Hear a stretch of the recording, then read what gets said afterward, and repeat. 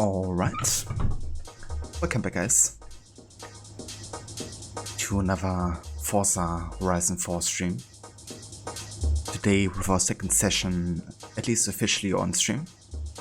However, I've done quite a bit of off-stream stuff, like, doing quite a few races, collecting boards, and yeah, also leveled up quite a bit for a couple cars.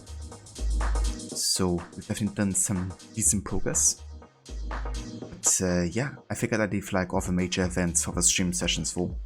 So I didn't do any of the showcase events that unlocked. And I've also didn't start any of how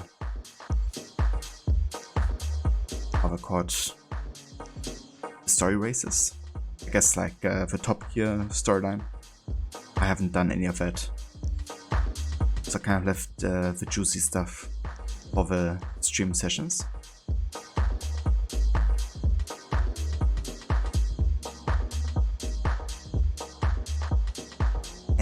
And hey there, Gingy Warrior. I haven't really looked into the auction tab yet, to be honest. But I heard you can definitely get some really good deals over there. Like pre-built cars and stuff.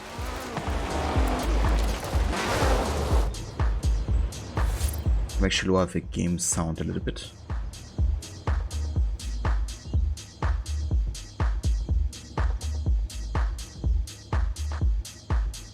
Porsche would be good for a drift style race. Yeah.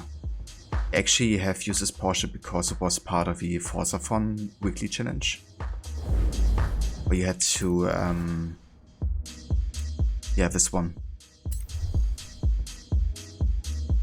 You had to get like ultimate near miss skills, win street races, do dirt trail events, and I guess kind of like buy the car. And I definitely really enjoy it. It's quite drifty for sure, but it also has a really good max speed.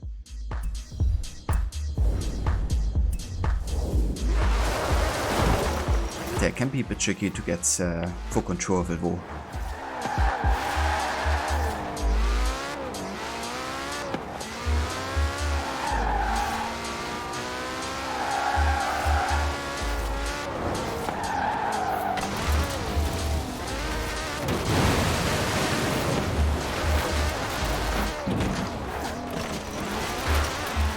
It's fine.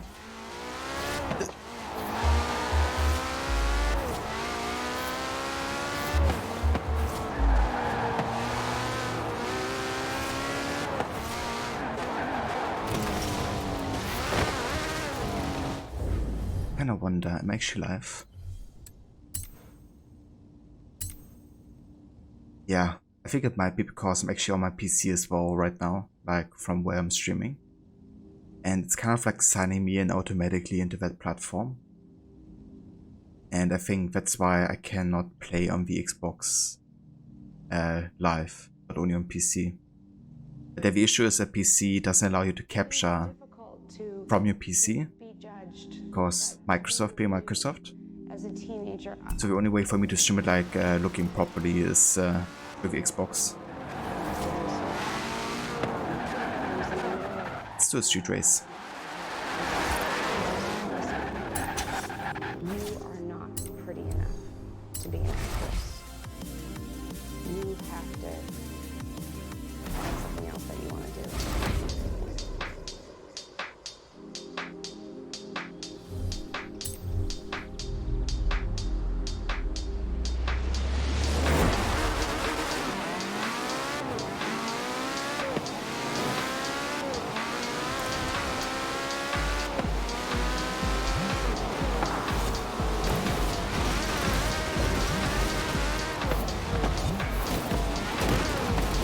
Jesus. A bit bumped from behind. I definitely gotta break more of this one.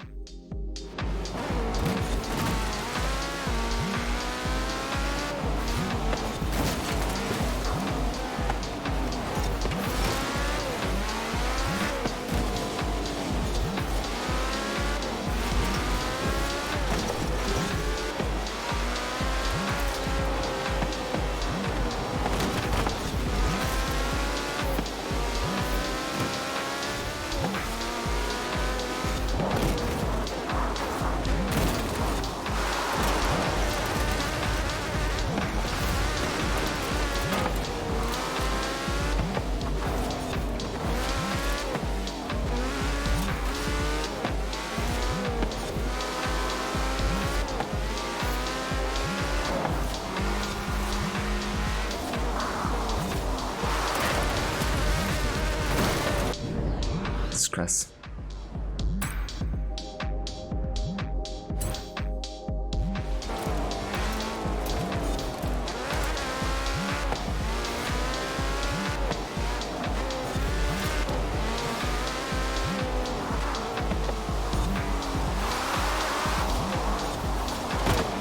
Yeah, this car's like way too drifty for me. At least on those kind of like speeds.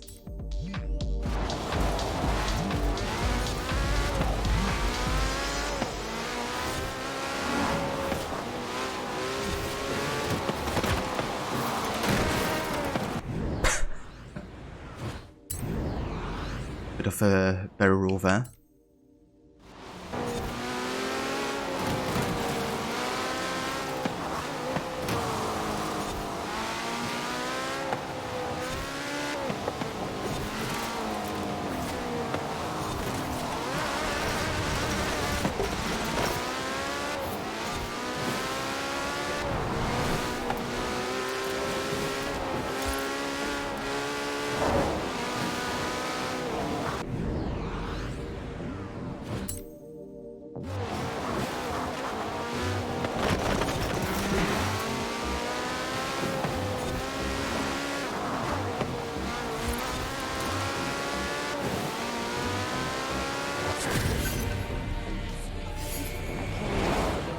Okay, let's give this another try.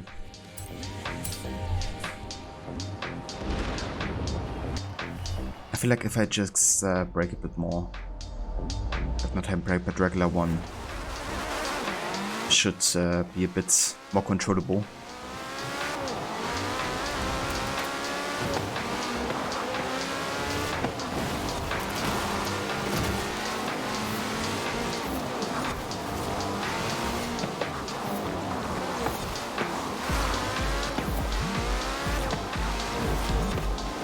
What are they doing?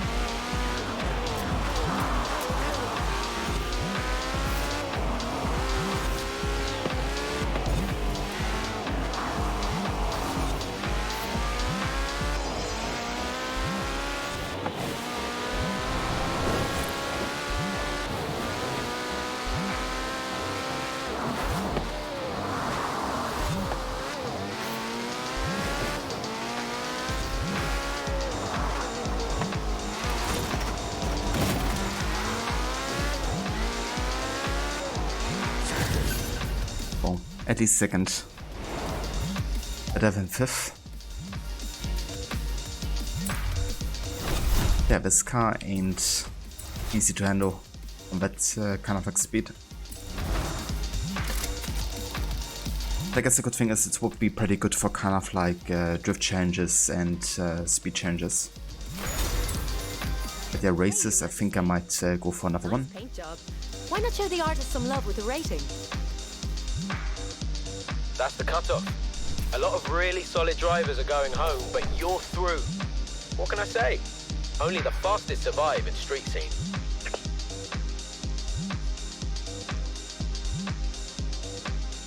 Okay. How about we do another dirt race here?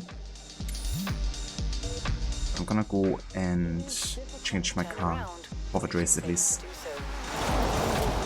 Our Horizon scouts won't stop blethering about some classic car abandoned nearby. Come help me find it and shut them up, will you? Yeah, never mind, we're doing that. In 200 meters, Gotta fight me over barns. turn right. In 200 meters, turn left. Turn left. Turn around when it is safe to do so. In 200 meters, turn right. Turn right.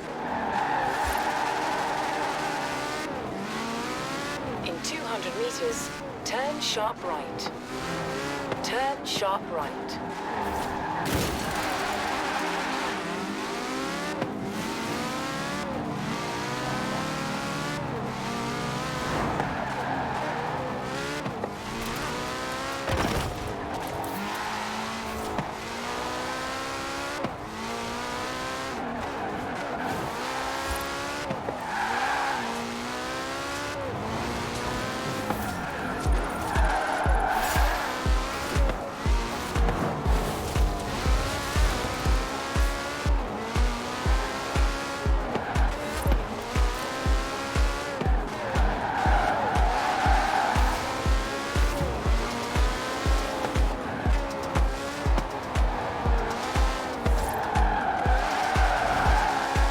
In 400 meters, turn right.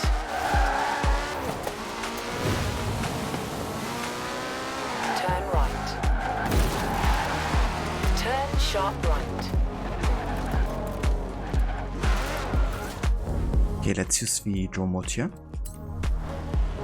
Makes it a bit easier, I think, to find the barns.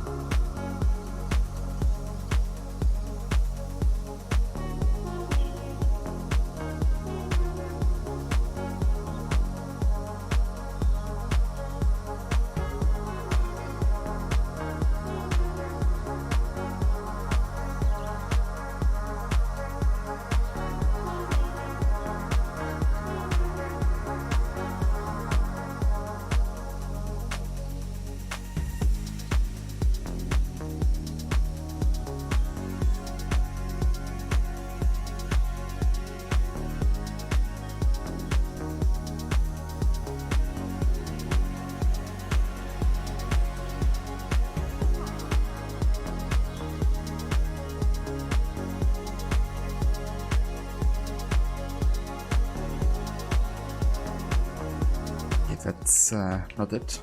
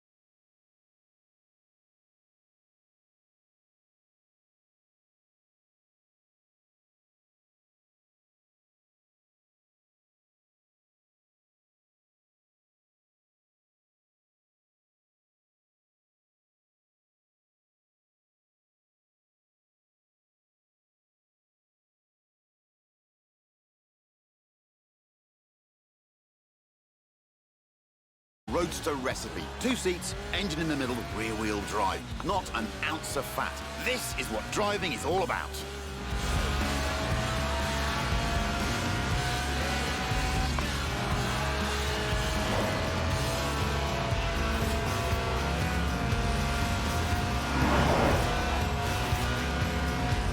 But this isn't just any Elise, it's a Sport 190, a tuned-up, stripped-out Elise for track days.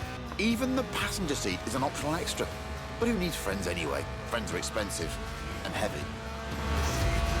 A serious slide there. Loving your work, Stiggy. It weighs well under 700 kilos and makes 190 horsepower from its 1.8-litre engine, which revs to 8,000 RPM. Just listen to that. Yeah, listen to that bump there.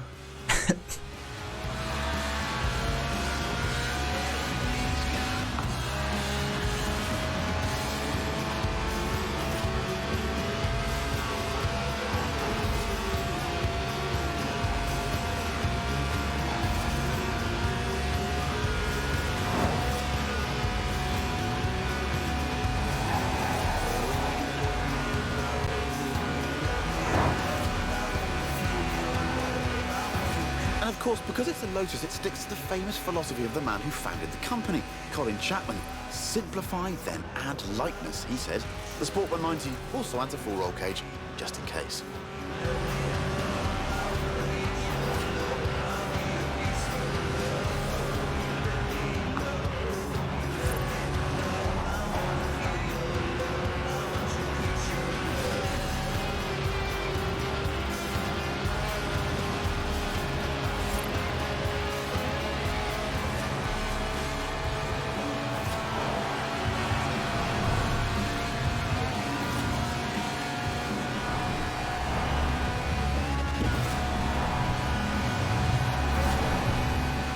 Made it!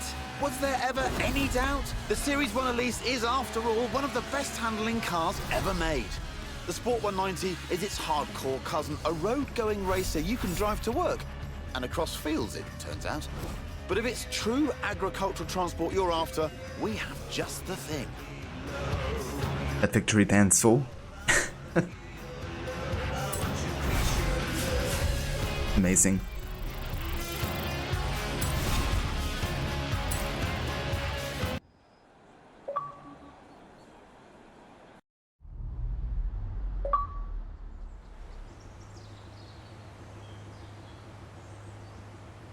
Okay, so I could continue with the storyline here.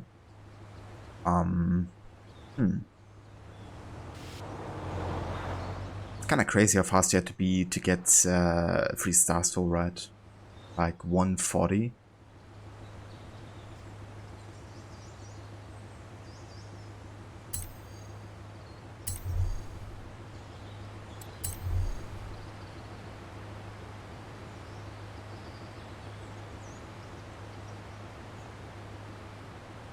Yeah, I got like 230. How am I supposed to be 50 seconds faster? Maybe there's like a really like shortcut or something? I don't know. But yeah, let's go ahead and try the next chapter and see how that's like difficulty wise. Oh, a BMW 1M. Great car. Hang on, that's my BMW 1M.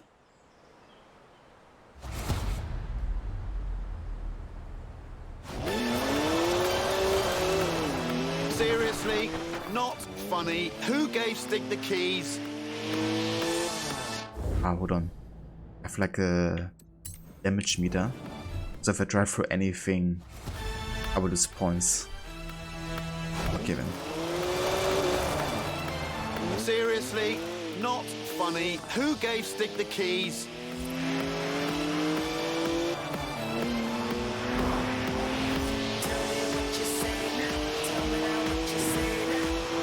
So I have 4 minutes here, which means I can definitely drive a bit safe. I mean, I literally just cleaned it. Now it's going to smell of onions. Odour Stig. Well, this isn't stressful to watch. Not at all. Turn right. In 200 meters, turn left. Turn left. left. It's a BMW, so of course it's rear-wheel drive. 50-50 weight distribution too. It's a natural-born drifter.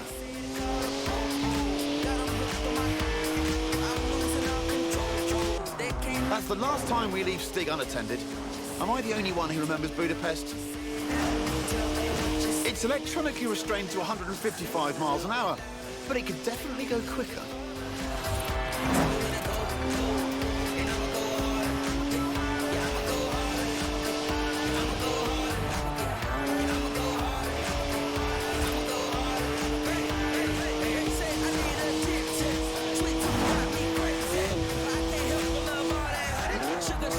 Does 0 to 60 in 4.8 seconds. My 1M. Stig's way beyond that now. 200 meters. Turn left. Fuck. Turn Oh, it didn't do too much damage, but yeah, I want to avoid Look at the it happening. Please leave me some tread for the drive home, Stiggy. Seriously, come on.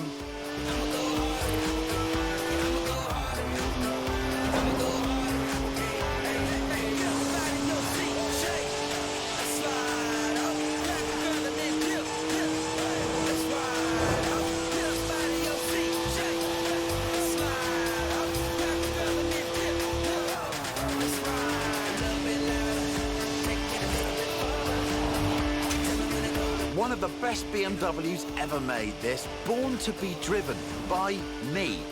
Got to admit though, Stig does kind of suit it. at the roundabout. Take the second exit.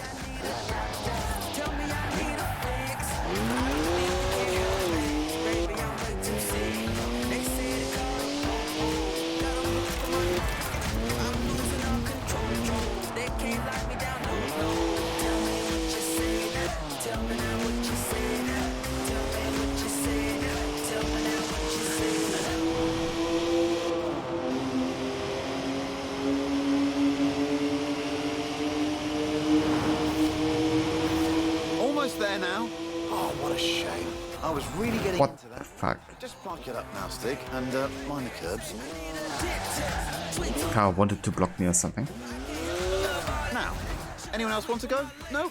Don't say I didn't ask.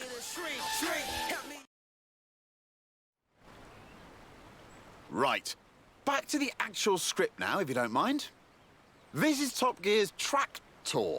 It's a tractor, obviously, but with a 5.7-litre Chevy V8 making 500 horsepower. And here comes the Stig again. Farm Stig. Born in a barn, they say, weaned by pigs, can plough a field in under 6 seconds. Right. There's a speed camera on the M68. Rumour has it, it only flashes above 87.2 miles an hour. Our tractor has been officially clocked at 87.2 miles an hour, making it the world's fastest tractor. But I reckon it'll go even faster. It's kind of a fun idea.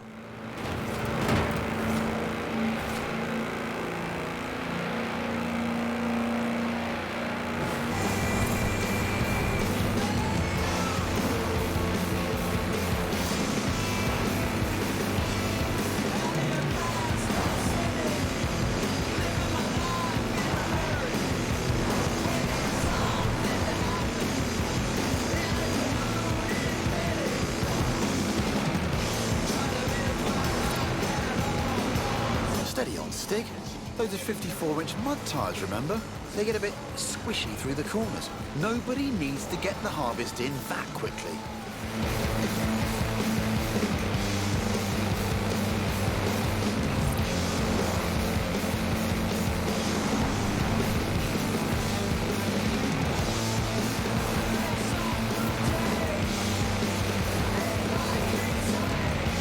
Right, here comes the speed camera. Hope they put some film in it. Whoa! Have you ever seen anything like it? That's a new tractor speed record and some impressively fast farming. If you want to spread slurry in a hurry, you know what you need. Now, though, it's time to hail a ride in something completely different. Hell yeah. Oh, was definitely easier getting 3 stars in. But I reckon for the first one we had to actually find like a shortcut, so maybe I try it again at some point.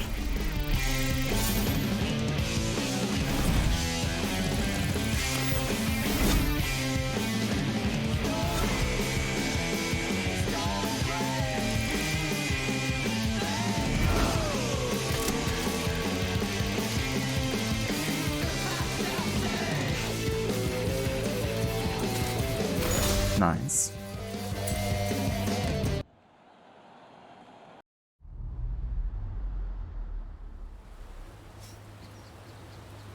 Okay, I think I might do one more of a Top Gear storyline and then we play something else.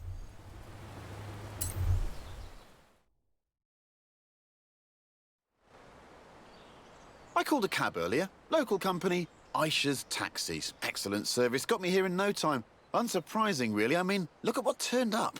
Hands down the quickest cab I've ever been in. Which got me thinking, how fast could this thing actually go? So I had a word with Aisha. Asked if we could borrow her cab for a trip to the seaside. To Bamborough Beach, in fact, where we could stretch the taxi's legs a bit. Although, I might have forgotten to tell her who'd be driving. You've guessed it. The cabbie who'll always get you to your destination very early, but probably won't be anywhere near where you asked to go. The acceleration is brutal. Hope that meter charges by the minute. This could be a cheap ride.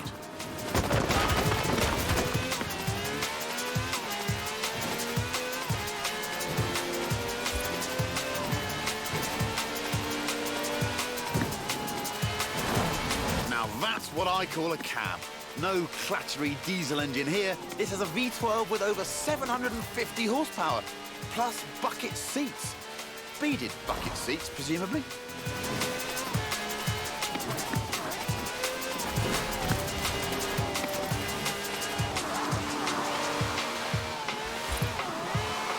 It actually doesn't drive too bad.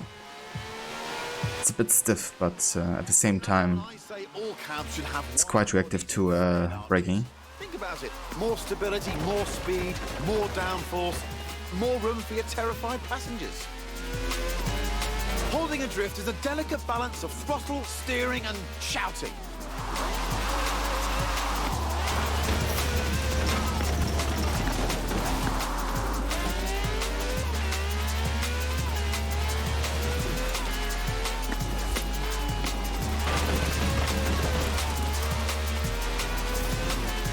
It even has slick tyres for maximum grip on a bone-dry drag strip, so they should be interesting when we hit the beach. Turn around when I want to go for a shortcut here.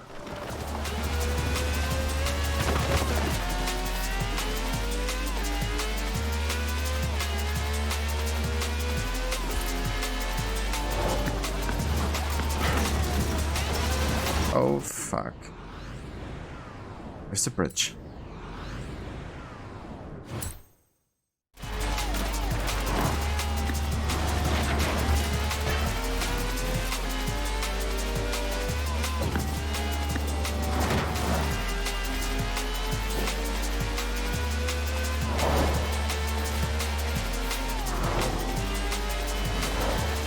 In 400 meters, turn left. Turn left.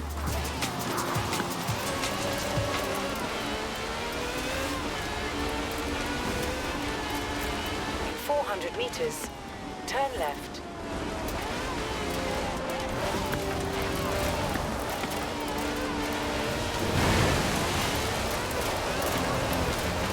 Turn left. In 400 meters, turn right.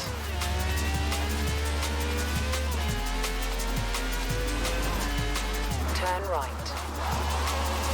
Turn left.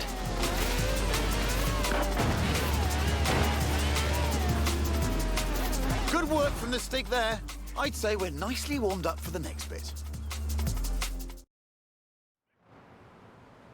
So here we are then. In the old days, daredevils used smooth, sandy beaches like this to see how fast their cars could go.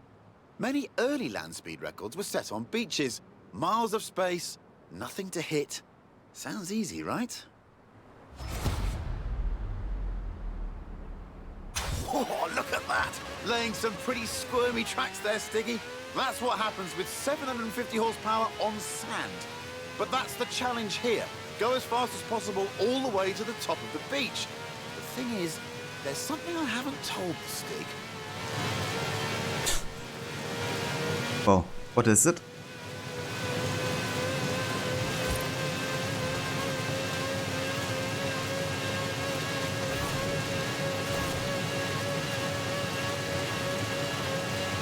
Speed record rules say you must do 2 runs, 1 in each direction, before the clock runs out.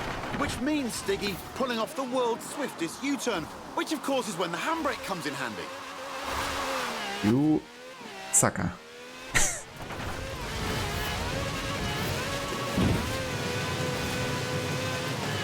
We can do this. Come on. Fuck, only 15 seconds. Yeah, I'm not getting this. Fuck. That wasn't very nice. I wanna get the 3 stars here, so I'm gonna restart the event.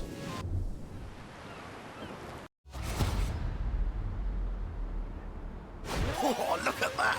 Laying some pretty squirmy tracks there, Stiggy. That's what happens with 750 horsepower on sand. But that's the challenge here. Go as fast as possible all the way to the top of the beach. The thing is, there's something I haven't told the Stig.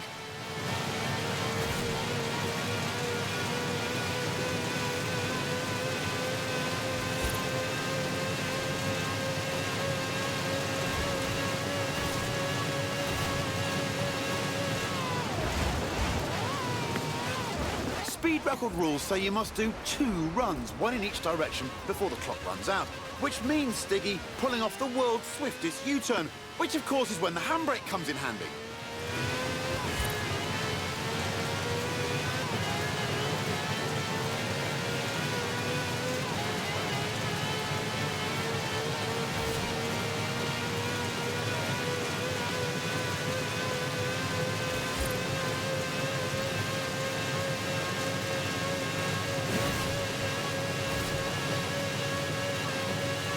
A 5-star ride from the Stig there.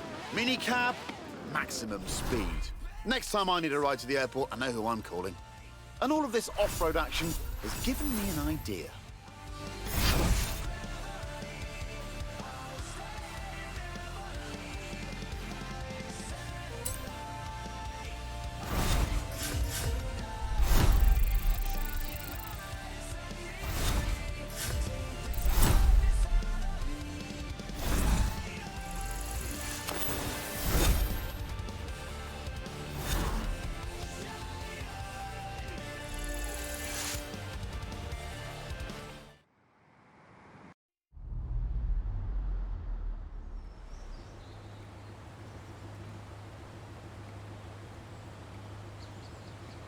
Alright, so that finishes another Top Gear storyline. I actually loved to watch Top Gear back then, but I haven't watched it in ages, to be honest. Not even the, you know, like more recent formats of it, with the same guys behind it. But yeah, this actually gives me some motivation to check it out maybe again and give it a look. Okay, so what shall we do? Play Infected, Flag Rush, or King here? I haven't done that yet, but I'm gonna reserve it for another time. We could try to get this Speed Trap. We have a pretty fast car, so maybe we can get the 200 there.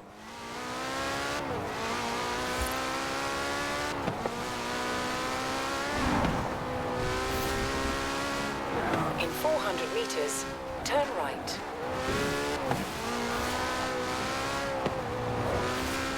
Turn right. In 200 meters, turn right. Turn right. In 200 meters, turn left. Turn left. In 400 meters, turn right.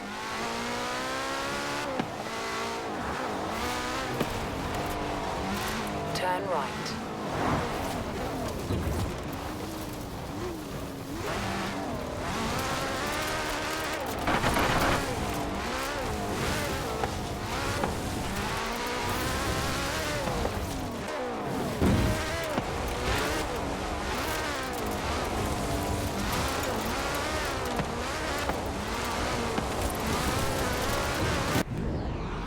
This is a bit tricky.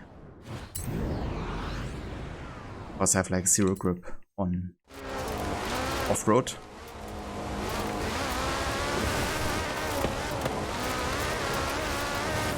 You have arrived at your Okay. destination. Got it.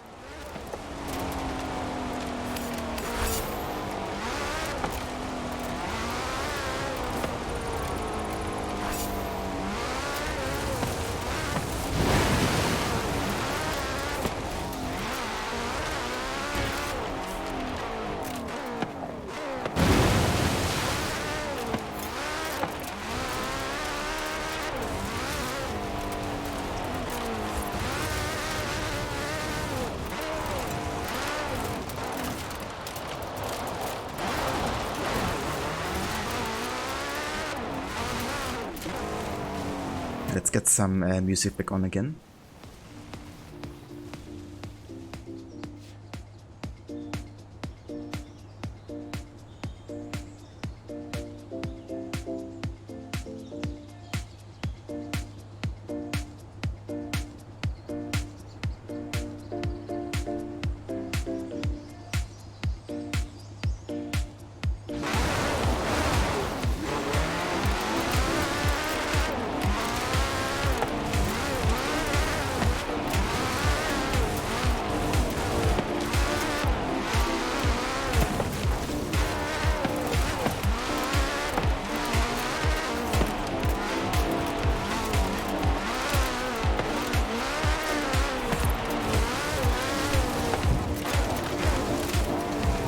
Nice, we got a jump here.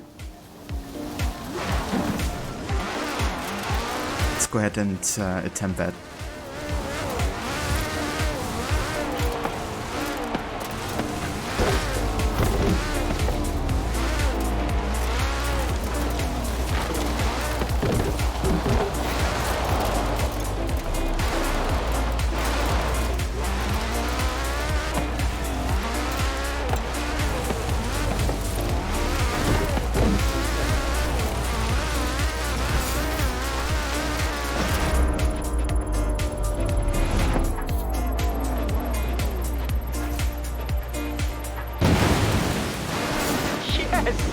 Just checking the data here on my laptop.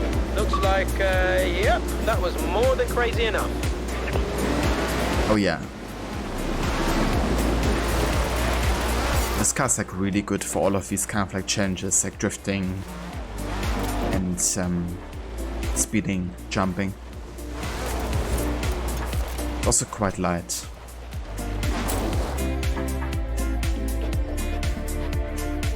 Okay, I can't actually play this right now because I'm not online. No way did you just power through all of those speed traps. So, do you fancy doing some more? Nice work with the danger signs. What's your secret? Is it all about weight or acceleration? Or do you just bomb it as fast as you can? Pretty much the last there.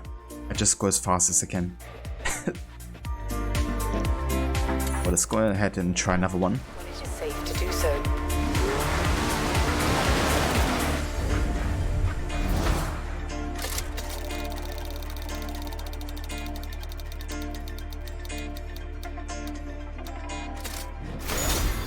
Country chinos.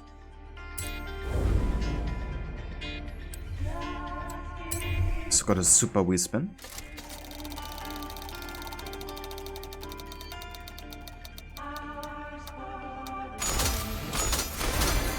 Oh yeah, 150k. And the BMW M3.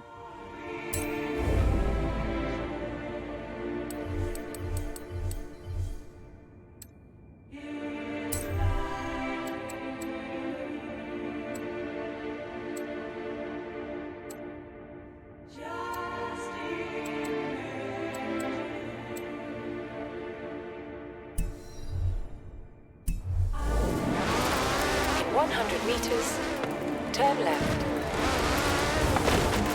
In 200 meters, turn left. Turn left. In 200 meters, turn left. Turn left.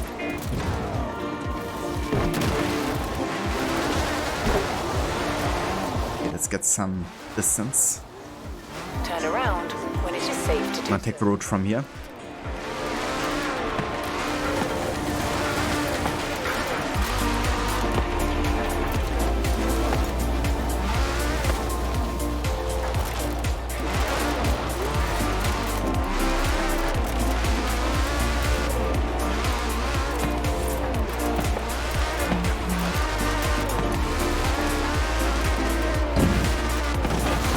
arrived at your destination.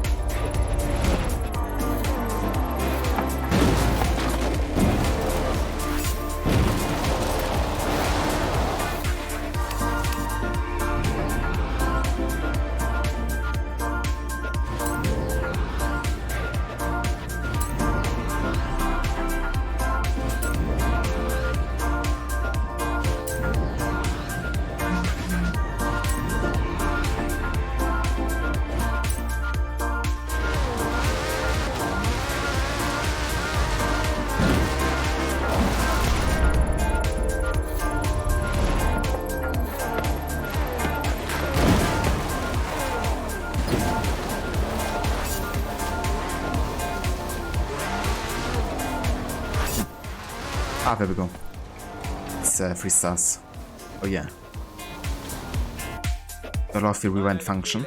Some days you're racing, you're not getting the results, and you just think, man, how much easier would this be if I was flying through the air? Fancy trying these out for me? It's crazy how many events you can do in this game, but for some reason I want to do all of it. Could actually try this speed zone. I'm not sure about the off-road Hendo, but I mean, why not? Let's give this a go.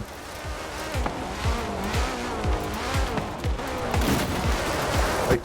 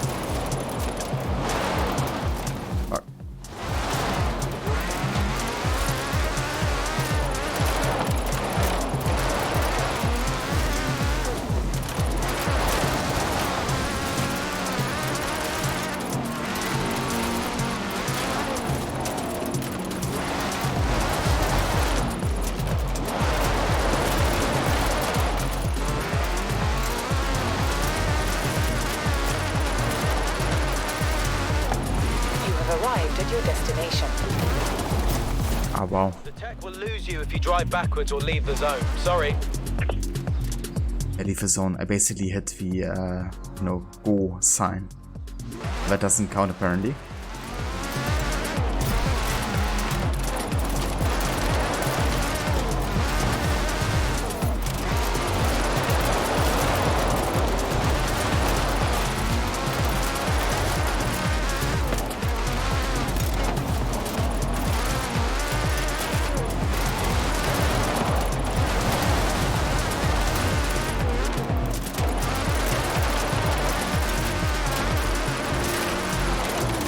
Arrived at your destination.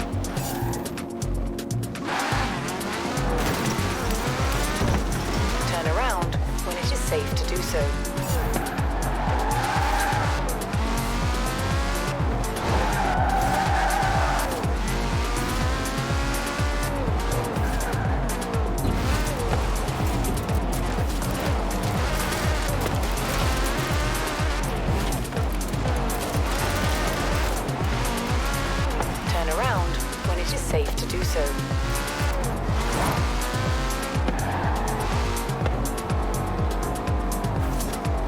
Eva Benedictus, could you write in English, please? It's an only English stream.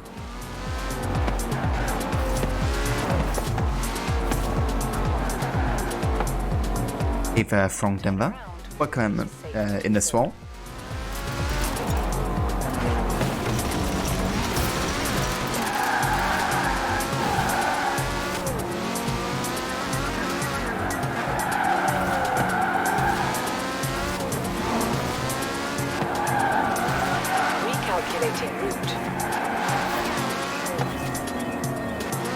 Yeah, I've been doing a bit of drifting for the drift zone, but currently I'm just doing anything I come across really. It's like speed traps or, you know, stunt jumps. Turn around when it is safe. Kind of like utilizing it with cars pretty fast, so it really helps those kind of like changes.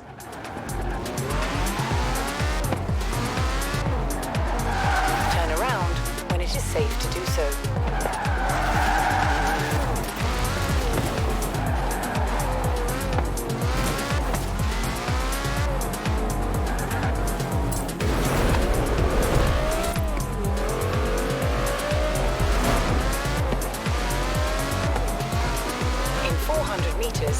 Turn right.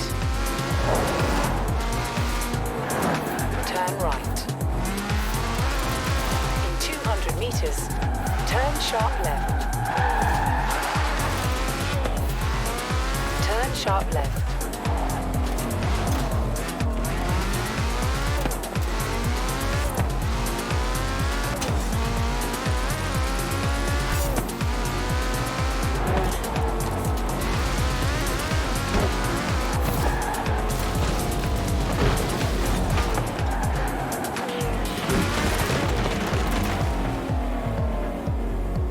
What you do is drift and build random drift cars. You made a Scooby-Doo V10 drift van. That's amazing. I really want to get into the drifting at some point. Currently I'm just playing the game for the first time on my second session. So I'm trying to get a bit of a story in and like regular racing events. But yeah, I watched a good friend of mine play this game quite a bit, just doing drifting essentially all the time, and found it like so satisfying to watch. Definitely want to eventually get into it myself, but yeah, currently I'm just, you know, playing anything the game has to offer.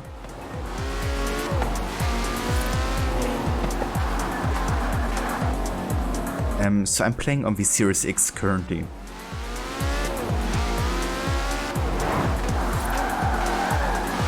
But also play on PC, just not when I'm streaming.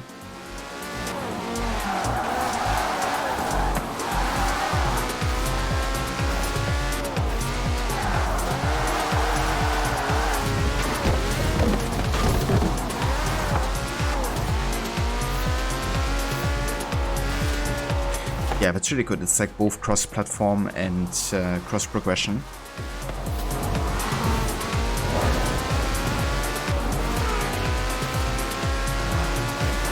Because yeah, the issue with PC is that if you wanna stream it, then game capture kind of like crashes the game. Because, you know, Microsoft being Microsoft. And yeah, that's why I'm kind of like streaming from the Series X.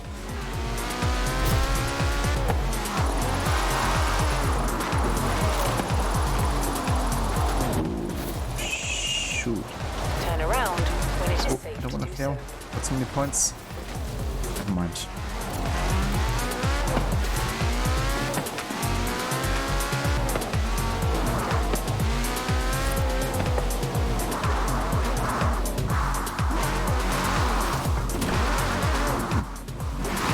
There's a board over here.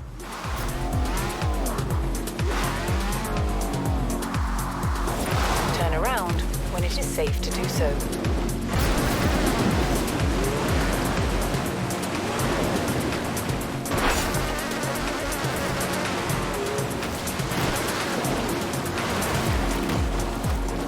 But yeah, Denver, do you have like any kind of like tunes that people can download on Forza? Because I'll definitely be interested in, you know, getting some drift cars eventually.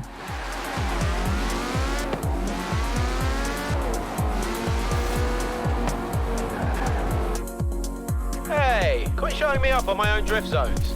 I'm kidding. Get out there and show me up all you like. New drift zones in place. Damn, we gotta get 95k here. I think with the speed we just had, that could definitely have been possible. Let's go for a drift race for now, though. Turn around. A street race. To do so.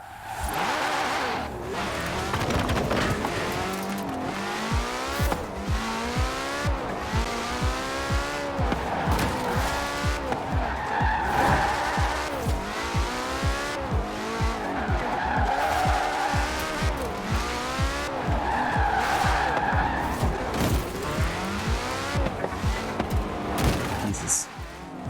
Can you guys not drive into me all the time? Decision getter. Hey, precision getter. Hey there, Maxi. Welcome in. Coming in with a first claim.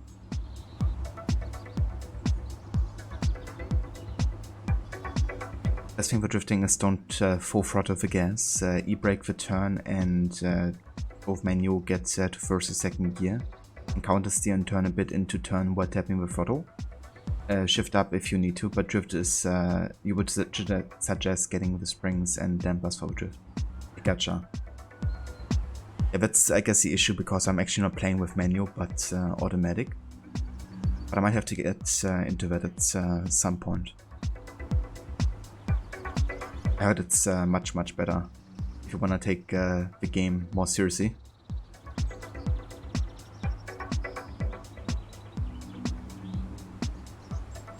Yeah, I mean I'm driving manual in real life, so I reckon I could get into this in a game. But yeah, I never really like play my driving games with manual ever, unless it's like you know, kind of like for drag race or something, like a Need for Speed. And yeah, I'm doing well, Maxi. Thank you. Having a nice day so far, playing some more Forza. I'm doing quite a bit of stuff off stream. But yeah, reserves kind of like the story events and stuff for on-stream sessions. Yeah, which can definitely be a bit weird about notifications.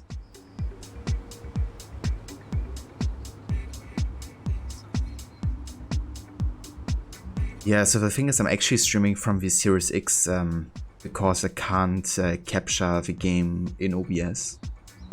For some reason, Microsoft's Xbox Game Bar and stuff, you know, it's like always activated even if you turn it off. And I think kind of like their capture utility from Windows itself is kind of like blocking the game capture. So it always crashes the game. And the only thing you can do is either go for display capture or window capture, which looks horrendous. Like not smooth whatsoever. So yeah, I decided to just do my streams from the Series X, and then if I do like off-stream sessions, I go on the PC. But yeah, it's really annoying.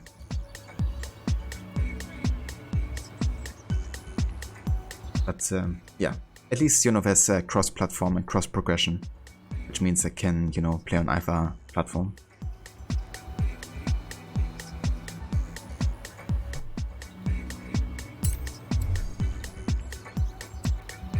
Okay, I wanna go for another car here. Do we have a Viper? You like me Dodge Viper? Could also go for the Centenario again. That's the car from the cover of Forza Horizon 3.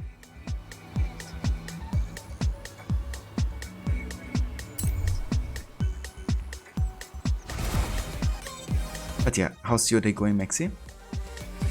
Hope you're doing well.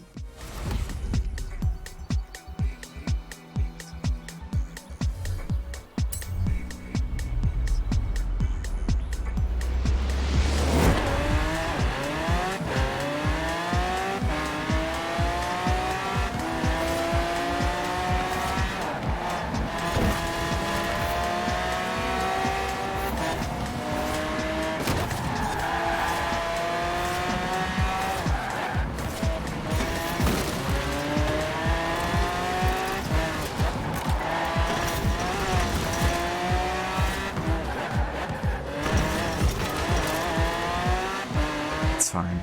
I'm just landscaping.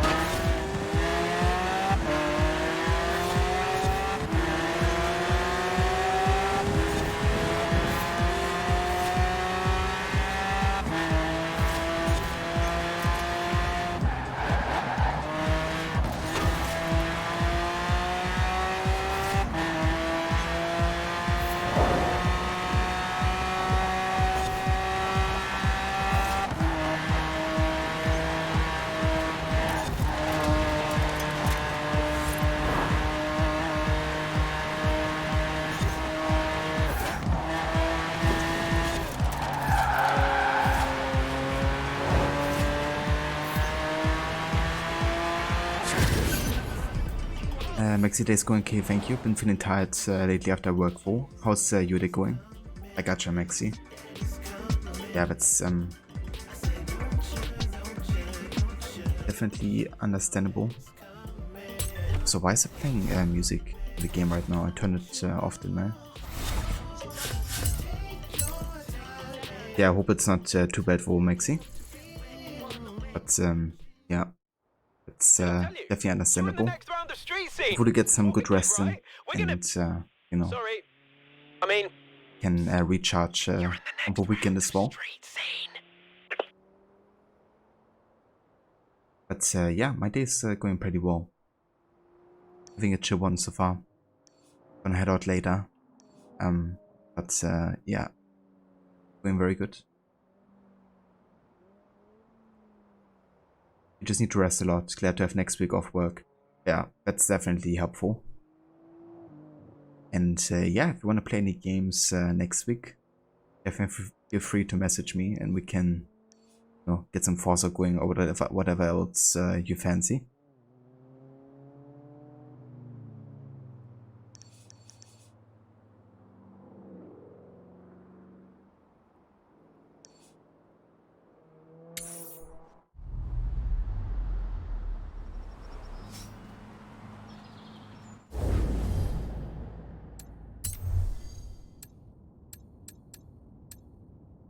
Can I sort by recent?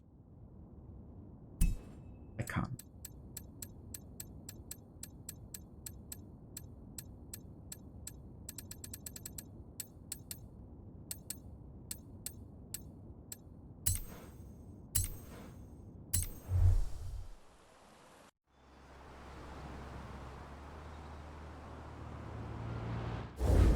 Ahora, wasn't the car I wanted to go into?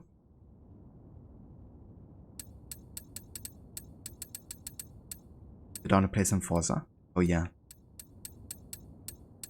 Yeah, depending on when we do, then Levy will probably also be down. But she won't be able to join on Saturday though, I don't think. But yeah, maybe on Sunday.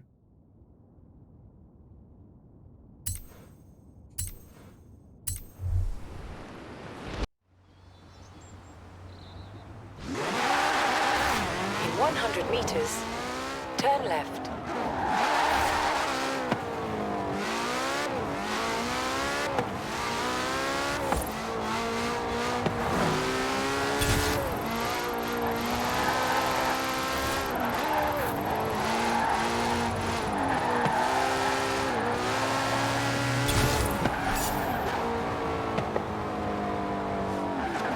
Oh yeah.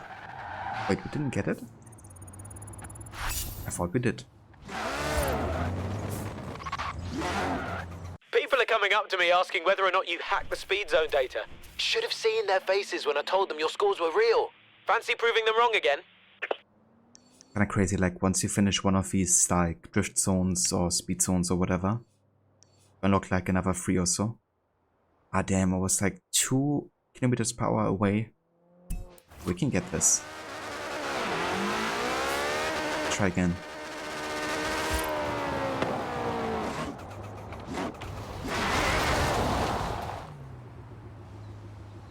Sunday should be key. Alright, sounds good. I'll let her know. And yeah, this time, you know, at least we're gonna be able to actually play together. How about my online is working?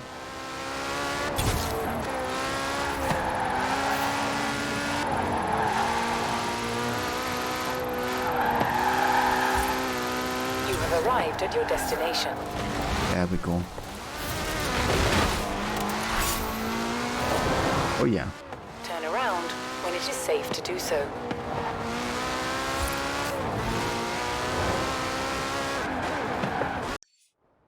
What is this? Got a challenge card and an exhibition race. The seasonal championship.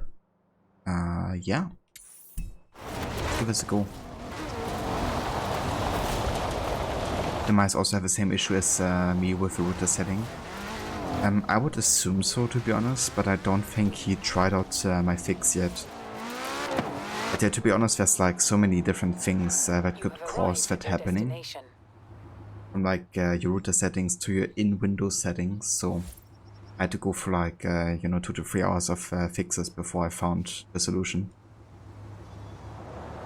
But I mean, that's definitely one of the most likely things to be causing the issue. So hopefully if he tries it, then, you know, it will work.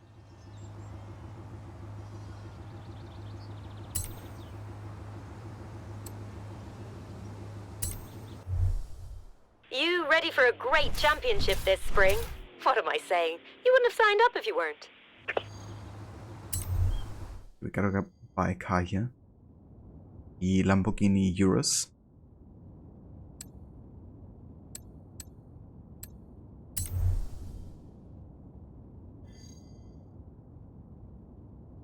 And we can choose a different paint job here.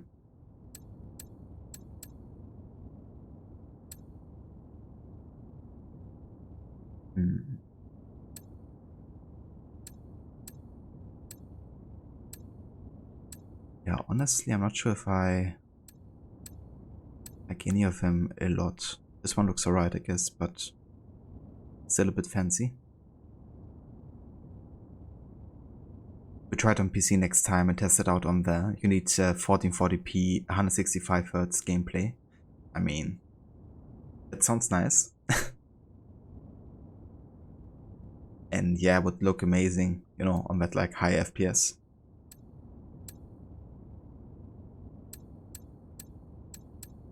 Wonder if there's like more options I can go for. Let's go for realistic. See what happens.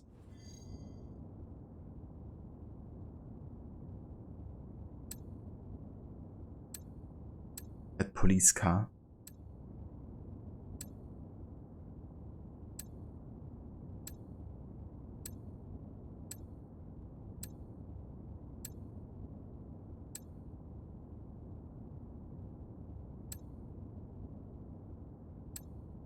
And I like this paint job.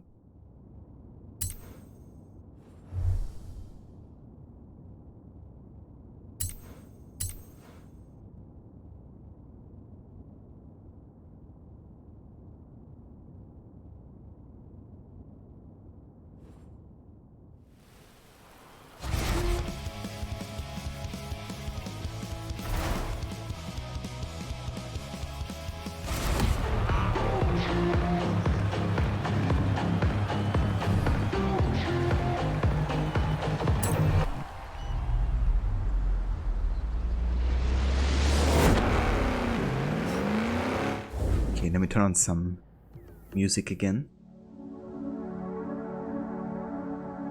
There we go.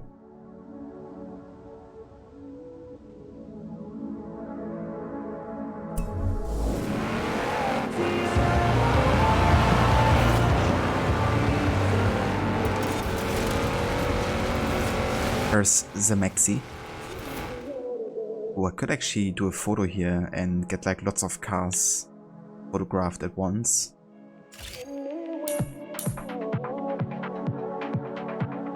Only got 2 cars here? Interesting. A bit further this direction, maybe a bit more than. Oh, I got 1.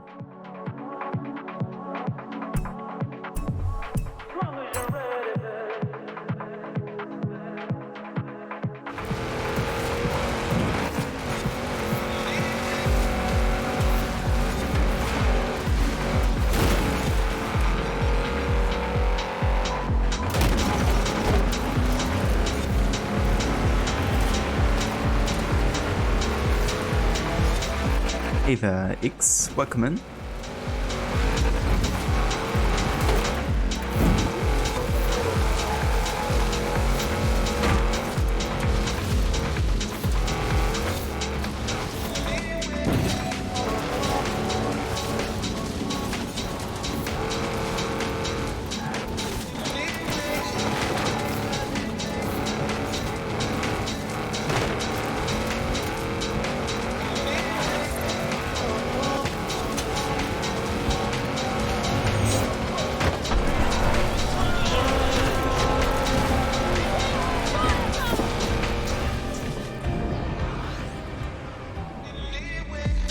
And hey Verrot, welcome in. Thank you so much for the raid, dude, and welcome in raiders. I hope you had a great rest of your stream today with some AC3 and new music playthrough. How did it go? And how fast the search for Chartsley?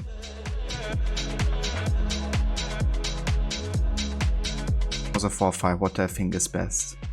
So I haven't really played Forza 5 yet, to be honest. I've only played like a little bit at the beginning, and yeah, but I haven't really done like a full playthrough, and I played a lot more of the other Forza games so far. I'm actually playing them in order, so yeah, I guess I can give like a better opinion once I'm actually like through that game as well. I do have to say, this is the setting that interested me the most, like the UK in the Forza series. Yeah, it's really delivering well. I think especially the season system is interesting. You know, having like summer, winter, spring and autumn even. It definitely changes the map quite substantially, I think, and how it feels like. And as far as I understand, Mexico, like in Forza 5, you also have seasons, but I'm not sure if they're like as dominant. I'm not sure. But I mean, Forza 5 still looks amazing, I think. And I do love the setting of Mexico too. I gotta say though, so far my favorite setting has been Australia. Actually really surprised me how much I ended up enjoying the environments and like the whole ambience.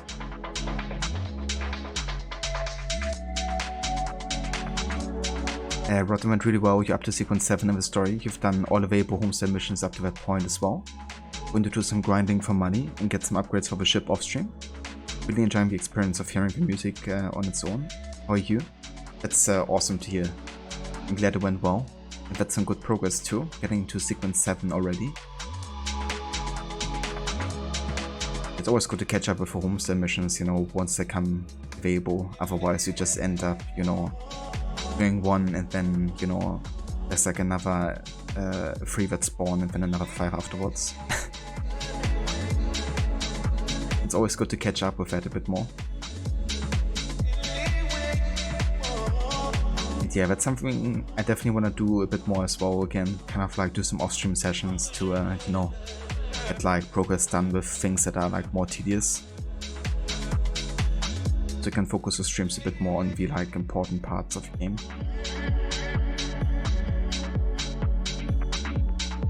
Yeah, that's awesome as well that you've been enjoying the you know, music playthrough. You've done the same for Brotherhood and Revelations, didn't you? But yeah, Like Lornbaugh, I think he definitely outdid himself. Like his music already was great in Revelations, but I think it was a great decision to have him be the sole and only composer for free. Because he could really have like, you know, like one vision musically for the entire game.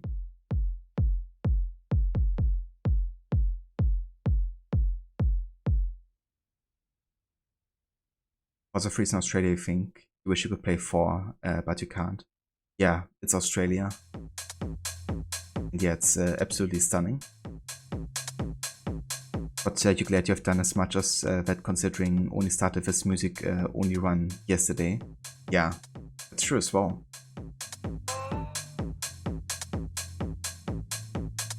Hey there, Max. Welcome in. Thank you for joining with Raid there. And yeah, for anybody that you know, didn't come with Raid, if you haven't checked out Rod's channel before, then definitely recommend doing so. He's an amazing streamer. He's a big fan of Assassin's Creed, as I am as well, and of other story-driven games. He's also often doing like challenges or like unique playthroughs, so there's always something new to catch. So yeah, check it out. Rod, don't blame me because so much time can be spent doing that alone. That's true, yeah. And sometimes you don't have like, you know, ages to stream either.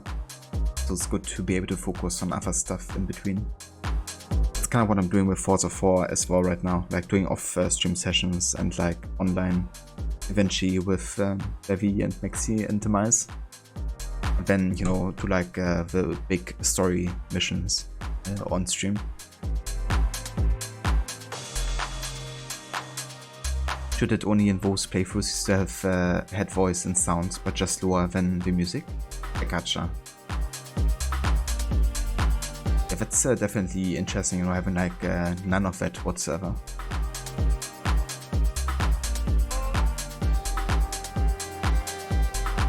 And that's a voice of a shout out whatsoever. More than happy to give you one. Yeah, that's something I've been really looking forward to, like actually playing Forza with others, because I've really enjoyed the first 3 games, but all the online features are basically offline, which is really a shame, and I guess what's kind of currently happening to Assassin's Creed as well. But yeah, finally getting into this game, you know, all of it is possible, and yeah, I'm sure I'm gonna enjoy it quite a bit.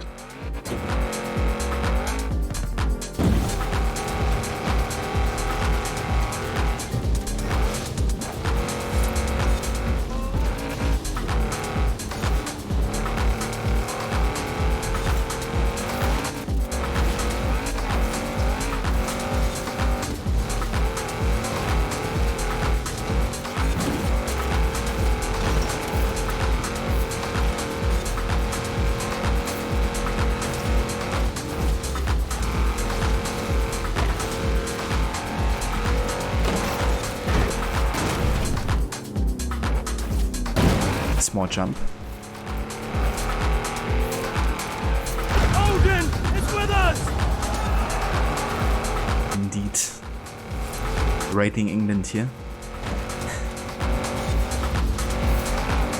It's kind of cool, like some of the locations, like the chalk horse, which is like one of the earliest depiction of a horse historically, is something you can see both in Valhalla and in this game too.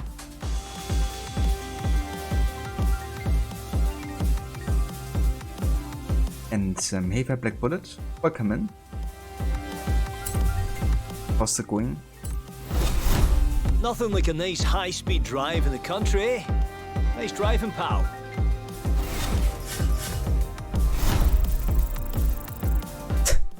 The victory dance.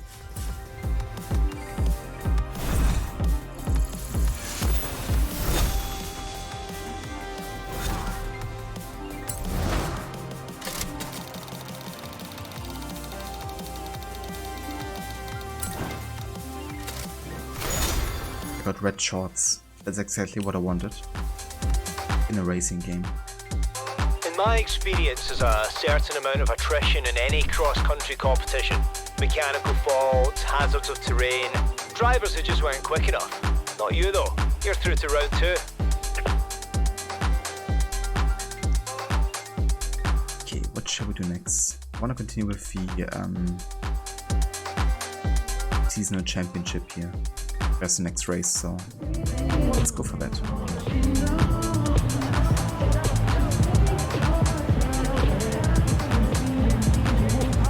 It would be so cool to have a time-traveling game take place in one location over the centuries. It really would be, yeah. 100 meters, turn right.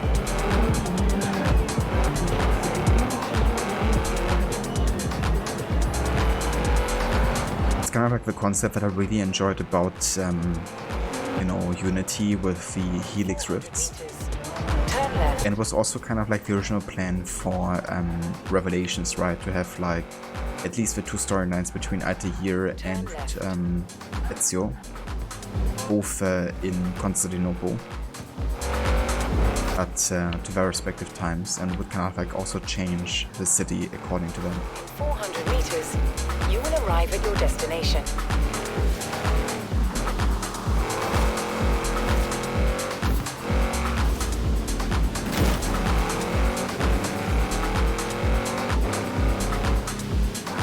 You have arrived at your destination.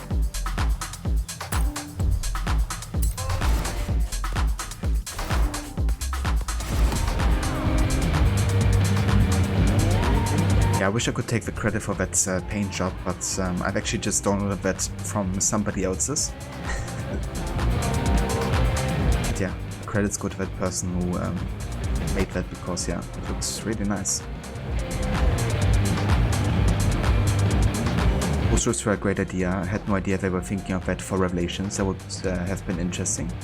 Wonder what other things they may have wanted to do that were never revealed yet. Yeah. I think because of a short development time for Revelations, they actually had to cut short that idea to only have like selective idea memories. Which is why they're rather short and only like on the side rather. But I guess, you know, also if you look at the cover and stuff, it was like people were expecting more like a half and half idea Ezio game, I guess, at least when it was first reviewed. And that was the original plan, yeah. Honestly, I would have loved seeing that, you know, like Altair again, like being able to like fully play him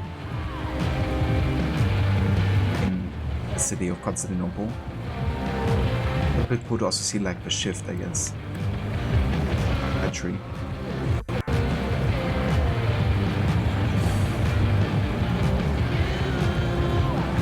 The car's very similar color, arrow blue. Oh yeah. Yeah, I do love all kinds of different blue shades. Especially if I like transitional.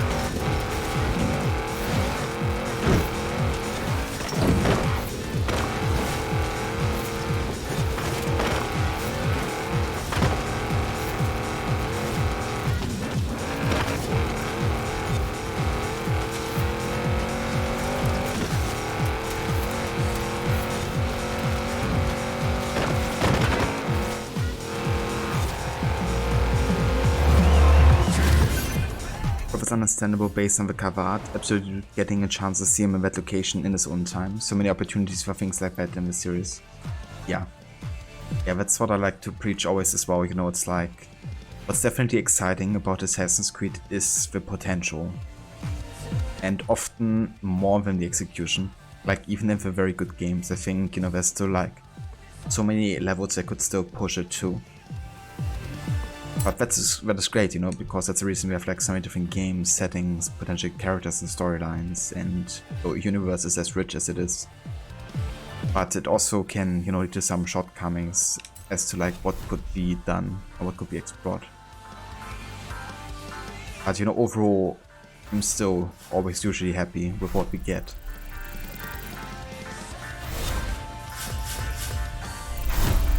But that makes you wonder, you know, what could the game have been if they each received, like, for example, one another year of development time, you know. It's definitely crazy how good the games are, you know, considering how many have been released in the last 15 years. But, yeah, they definitely could have also been, you know, for sure better. You should know. We've set up this series to find the best cross-country driver at Horizon. Make it all the way, beat the competition, and you'll be crowned the winner.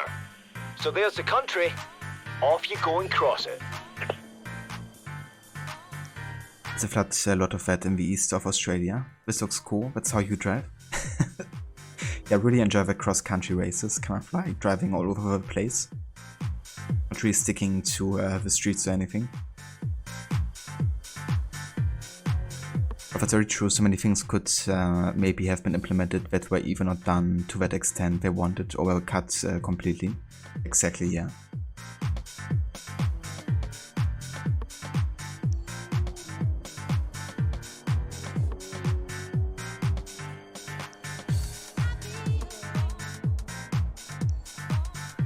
So many things I could do here. I could actually do another taxi chapter. I mean, yeah. Hold on. I do actually have another championship race, don't I? Somewhere. Yeah, it's down here. Wanna be doing that. To kind of like finish off the championship. I still think there could have been a game in the series with light and shadow as a mechanic for stealth opportunities. Yeah, dude, like ever since I saw that in the Splinter Cell games, like watching you play them, I thought like, you know, why did they never actually go ahead and make that like a mechanic, you know? Because, you know, like the theme is really big on it. You know, they have Ubisoft Montreal having worked on those mechanics, I believe. So they could just easily, you know, take that system and carry it over, as they have done with like countless other systems in the series. And yeah, you know, it's kind of interesting because I still remember when I first played Assassin's Creed Origins, and you know, Bayek gets captured in the flashback, and they say couldn't find Bayek, he was sticking to the shadows or something. You know, I was like, how cool would it be if that's actually a mechanic in the game? You know, considering also like how many potential shadows you have in, you know, Egypt. So yeah, I was like kind of like hoping secretly that that would become a mechanic maybe in Origins, but then was a bit disappointed it never came to that.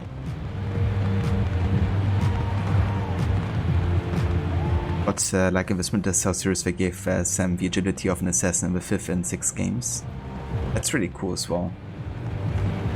I like how you get quite a bit of parkour skills as well, right? Such a big missed opportunity. Yeah, it really is.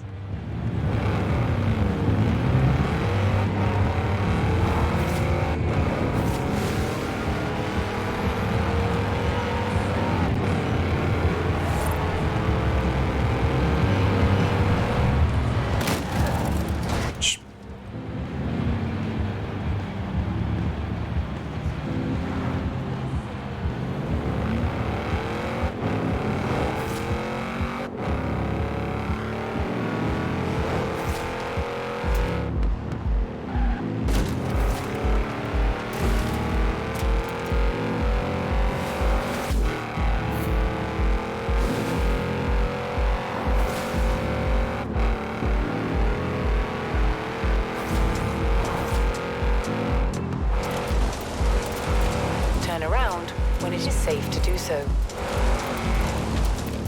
Recalculating route.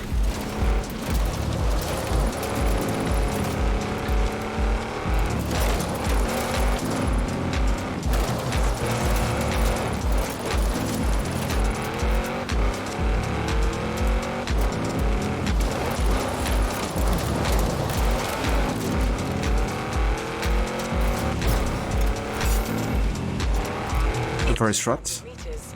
Turn right. Take your time. Turn right. I'm at the top 100%. It always is such an achievement to me.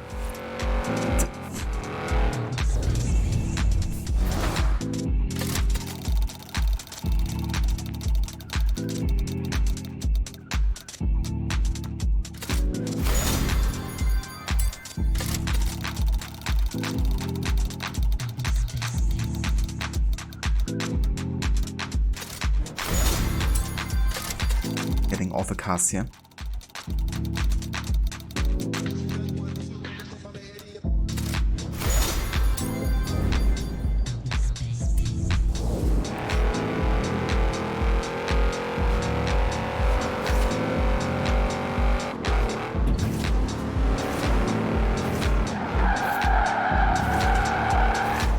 In 400 meters, turn left.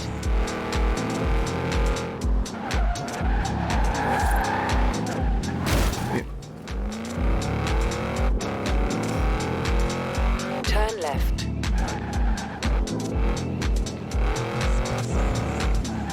There's a board here.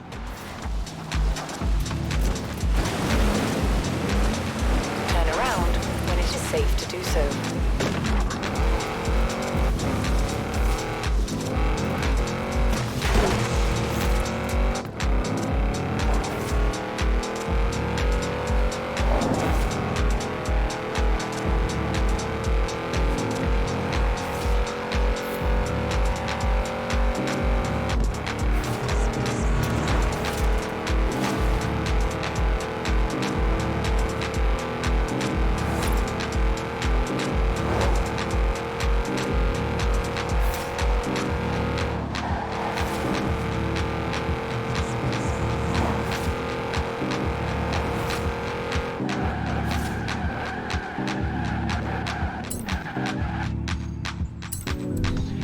Right.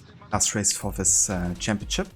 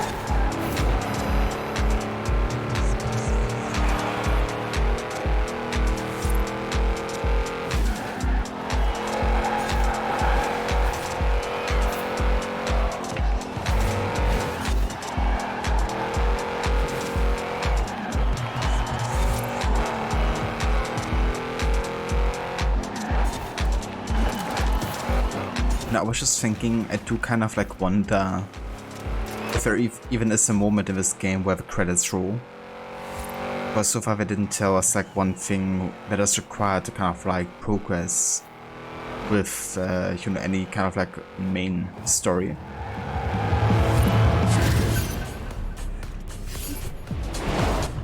I think should go with that.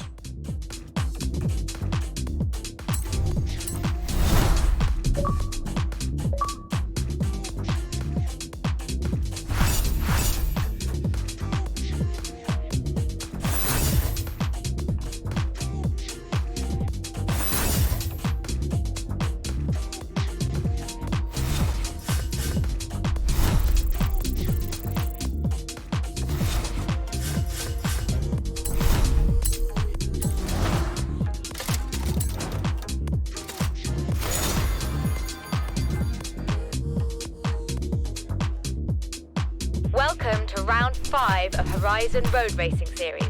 This is the next level of racing in every sense, which, of course, is why you're here. Okay, so apparently you can get to the last wristband, the gold wristband, at level 150. So maybe we could say we consider that to be like end of the game. But I don't think there's actually like a credit roll that happens, as far as I've seen online now. So yeah, I guess we just you know, say okay, yeah, that's kind of like the end of the stream or the playthrough on stream. I'm probably gonna keep on playing beyond that, like in my own time, but yeah, I guess we just try to get the last wristband and that shall be it.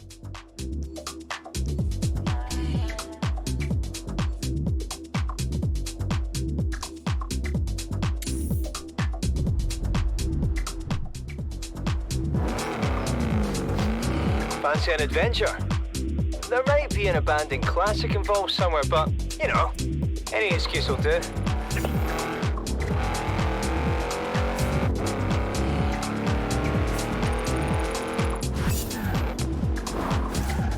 You have arrived at your destination.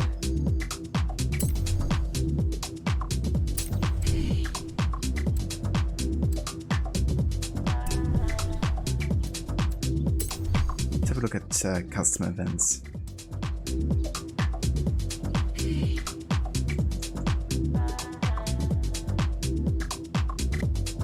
Lands unknown bear hunting.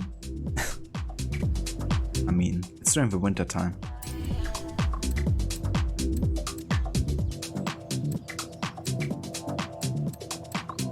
I think I might stick to the Mercedes-Benz here. Not tuned to anything, but that's right.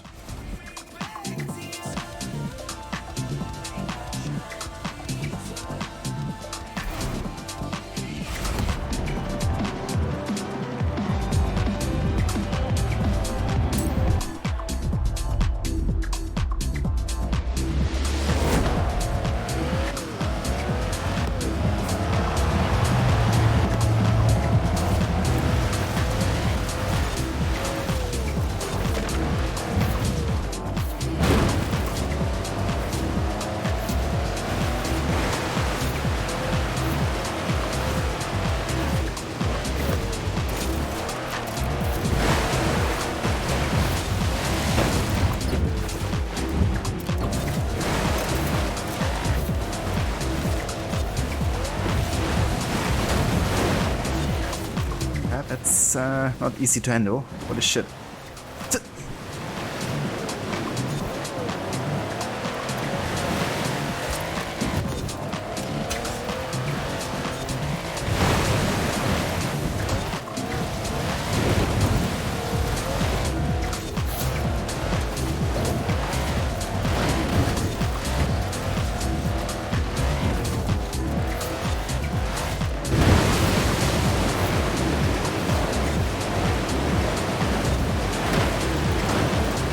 Fuck.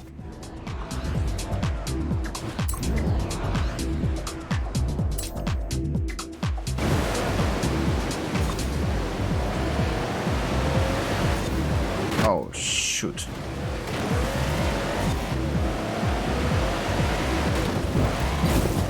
was fine.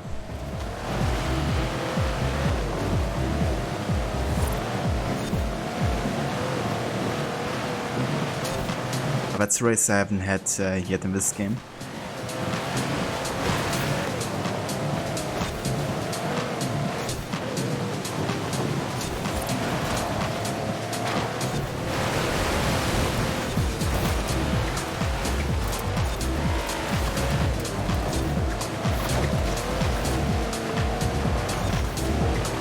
Yeah, it is Black Bullet.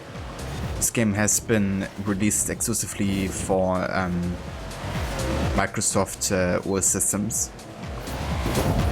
So you can only play it on Windows or you can only play it on Xbox.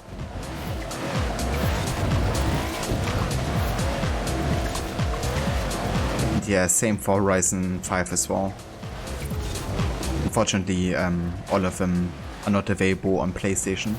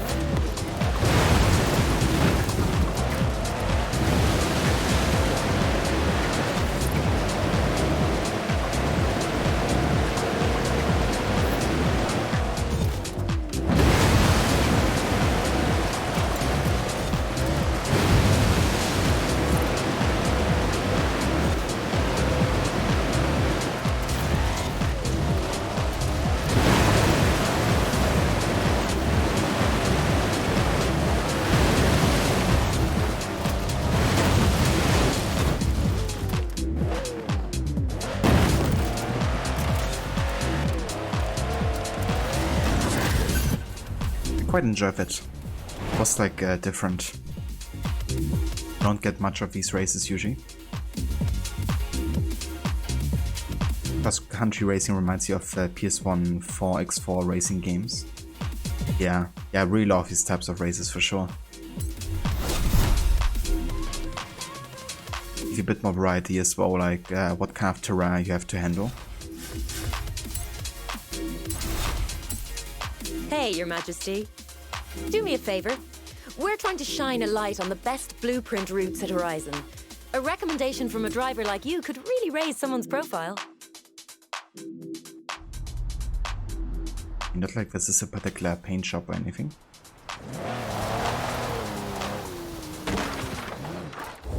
Okay, let's go ahead and change our car here. I'm gonna go back to the Porsche that I've been driving earlier.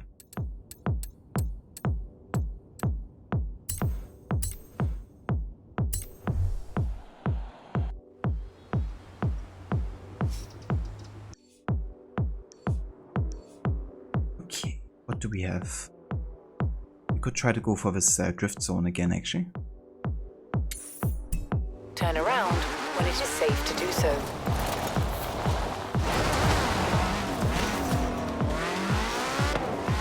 In 400 meters, turn right.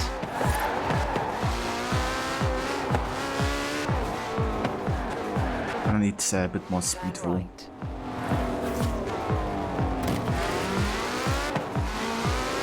Turn around when it is safe to do so. In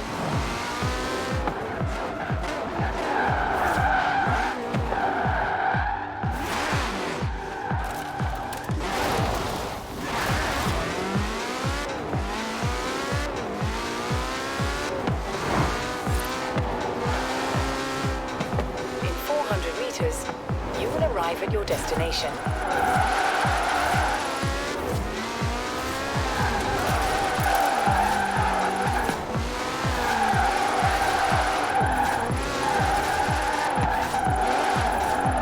Fuck.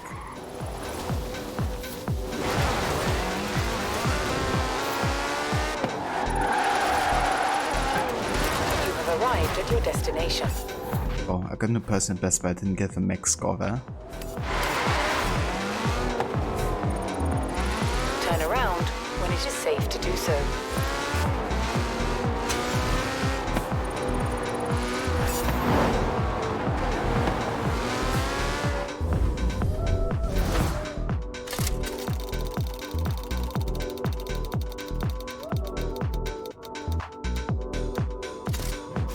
Oh yeah. Bonita.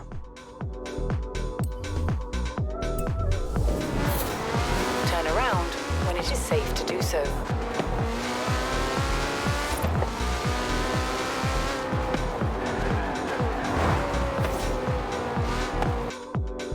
Now we've got the fans talking. This is what we have to do, you and me. We have to convince them. Cars are just better when they're sideways. Perhaps you could test out these new drift zones. Yeah, perhaps I could. And now I wanna get the speed trap. Turn left. Let's drive from this side here. Turn around when it is safe to do so.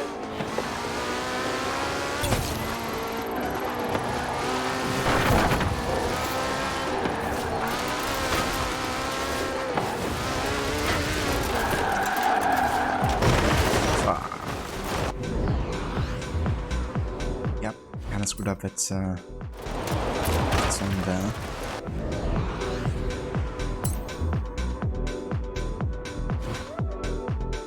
Came not even one game on PS4, like you said, Xbox and Windows 10.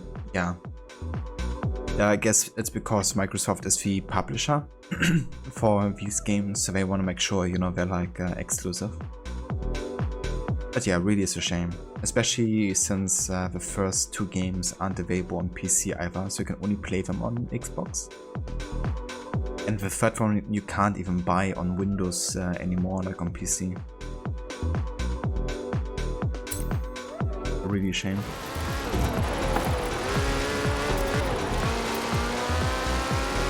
Turn around when it is safe to do so.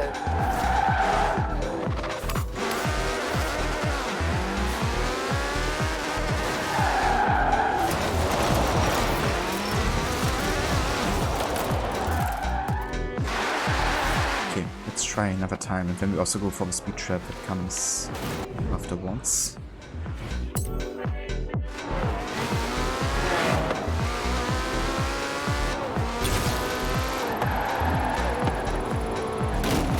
Must there be so many cars?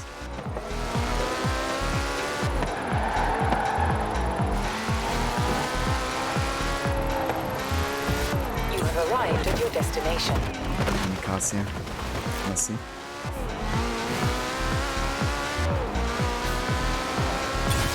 At least I should have gotten 3 stars here.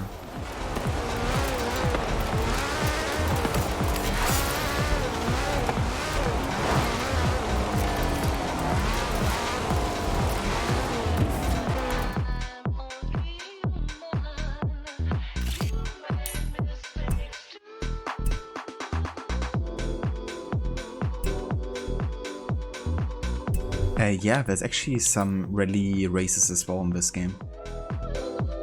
Always quite enjoy rally, to be honest. Also really enjoyed the Dirt series quite as well, especially Dirt 3.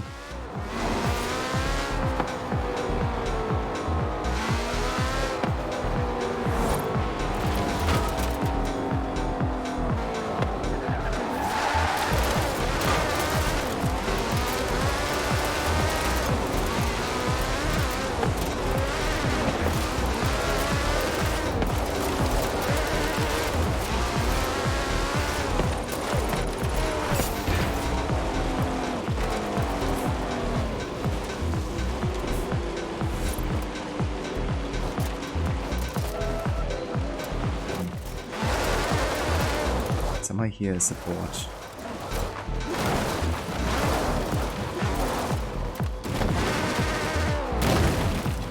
There it is. Nice. Got it.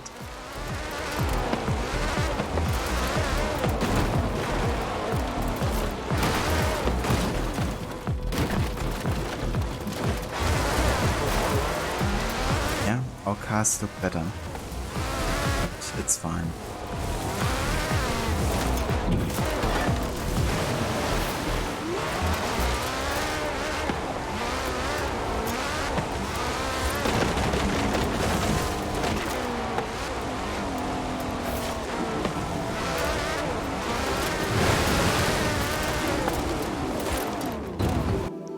You actually have a barn find nearby.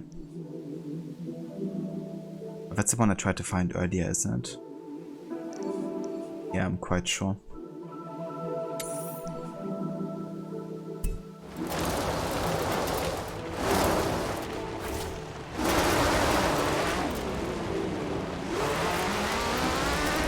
In 200 meters, turn left. Turn left. In 200 meters, turn left. Turn left.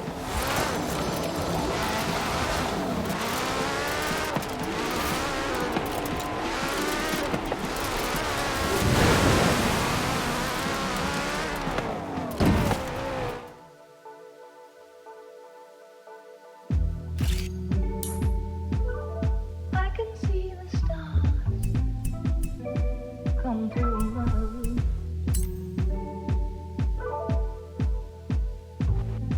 In 400 meters, turn sharp right.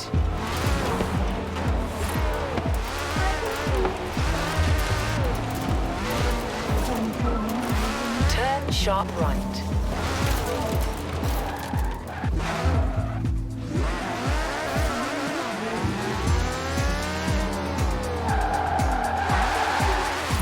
Turn around when it is safe to do so.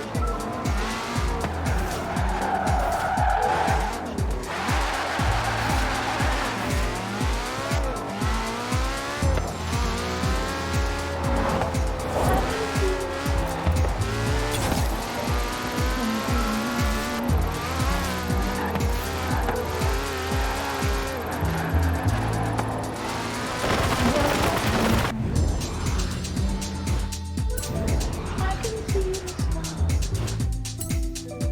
come through.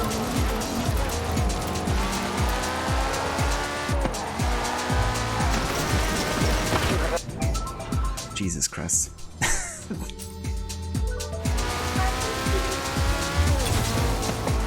Turn around. Yeah, pretty easy to lose control with this one. But hey, we got the 3 stars, that's the important thing. I gotta say, like, even though this car is like really tricky to, you know, handle, the speed you get from it is like so good for all of these challenges. So it feels like worth exploring with. Turn around when it is safe to do so. You are well on your way to becoming Horizon's next speed zone hero. More speed zones coming right up.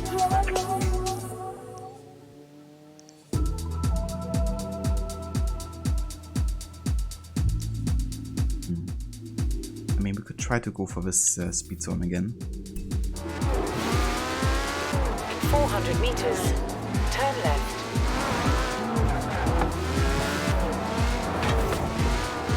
Turn left.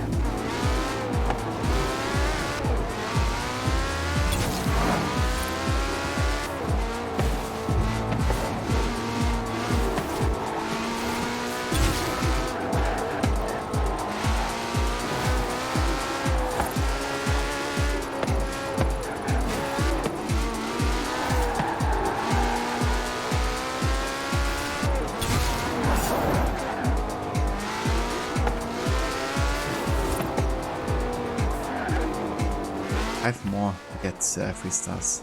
This is Turn around when it is safe to do so. here then. It's like this, is it?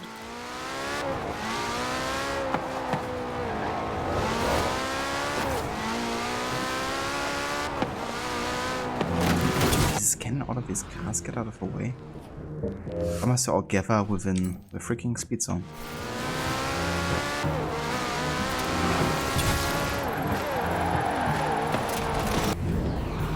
Yeah, we're starting tricky if you're too fast.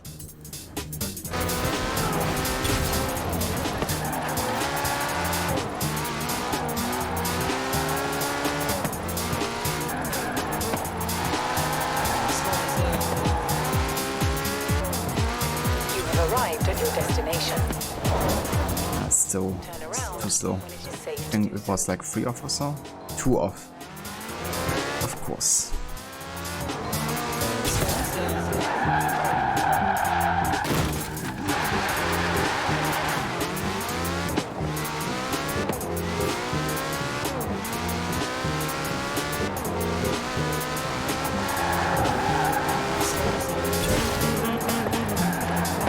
I swear, all of these cars are like taking my perfect turns away. Didn't have all of this traffic here, then this would be definitely much easier. Do they become like invisible now? Kinda looked like it wasn't, but then I could drive through it.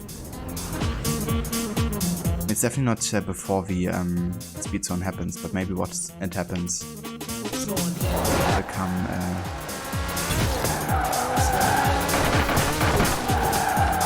I think it works.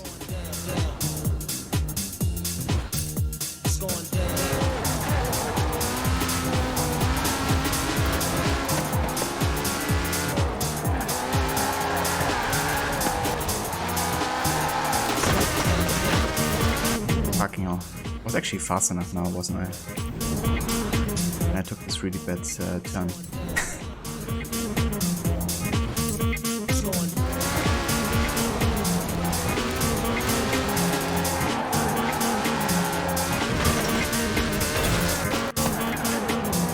There we go. That does it.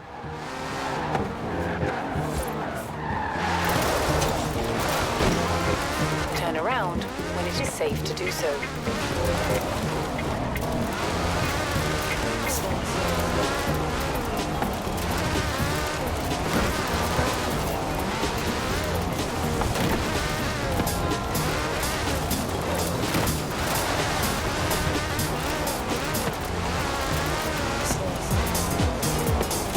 Turn around when it is safe to do so.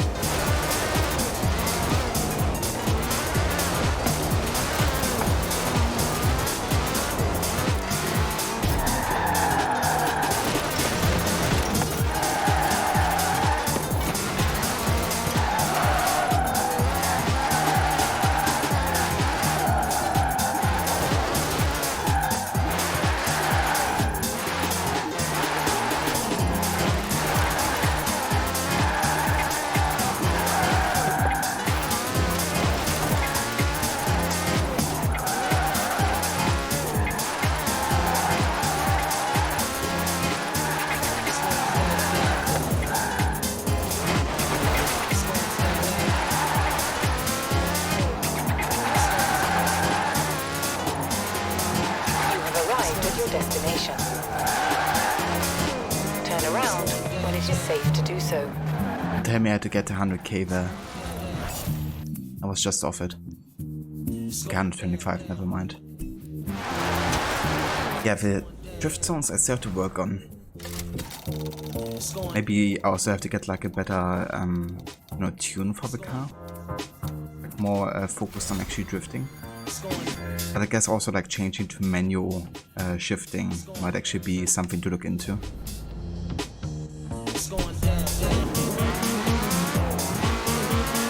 Turn around when it is safe to do so. Recalculating route.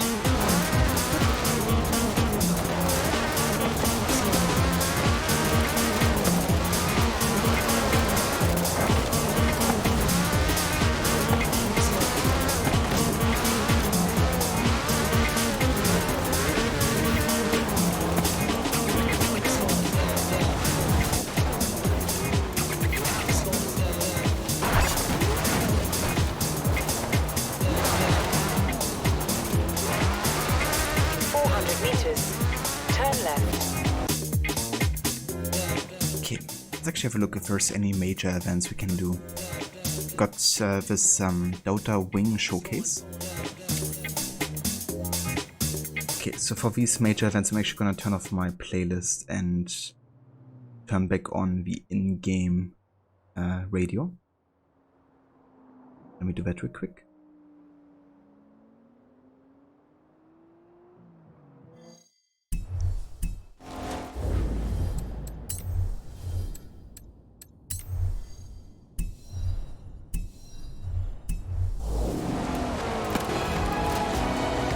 In 200 meters, turn left. Turn left. Yo, Horizon. I don't know if you've heard about this rookie driver who's been tearing up the festival this last year, taking on all comers in all conditions, and now, well, I guess we've run out of stuff to race against him because I think I just saw a hovercraft roll out of the auto show this morning. I don't even know your name, my friend, but on behalf of Scotty Tyler and the whole Base Arena crew, this one is for you. In 200 meters, turn left. Turn left.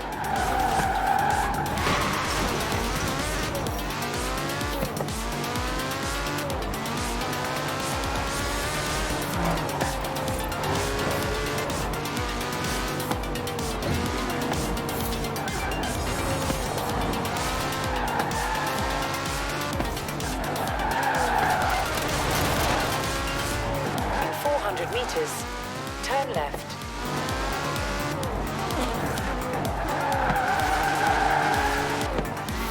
Turn left. In 400 meters, turn right. Turn right.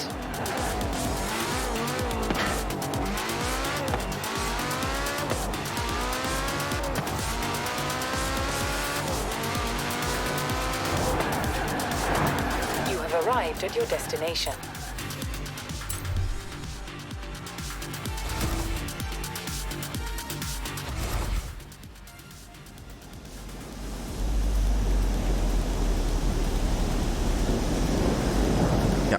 Seems like a fair battle.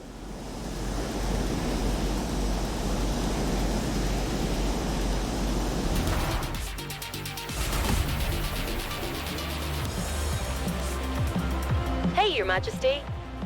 You've got a lot of fans coming to watch you race this jet. Go on, give them a show.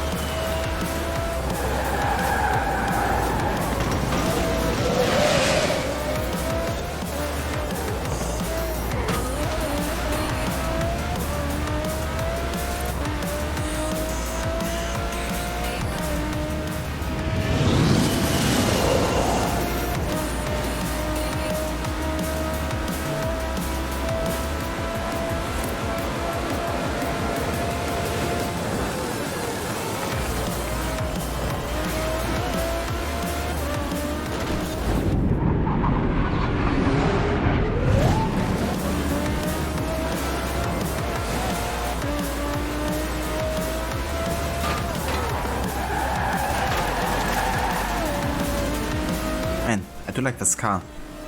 I think I'm gonna get my hands on this one. If it's like, you know, affordable.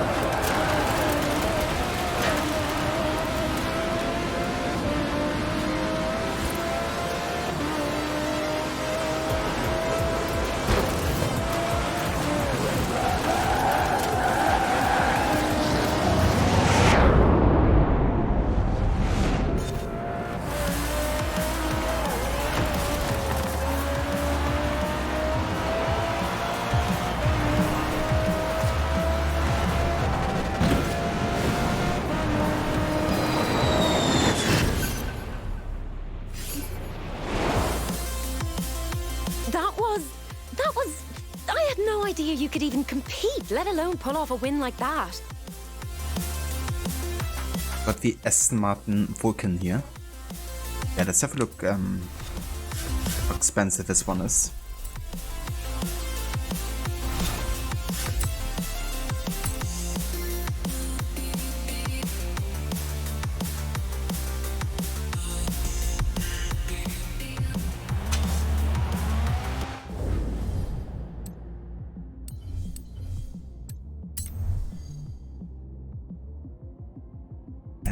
Hold on.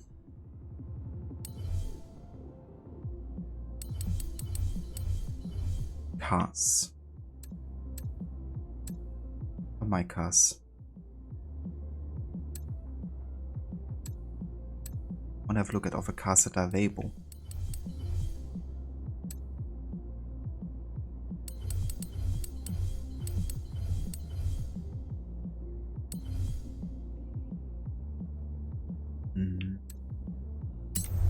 Okay.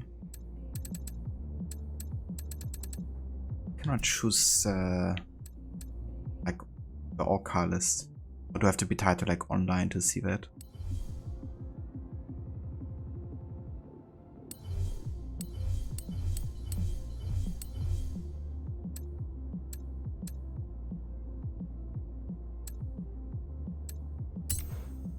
I mean, I can go to a festival site and have a look there, I guess, but usually you could also look from the main menu, if I'm not mistaken.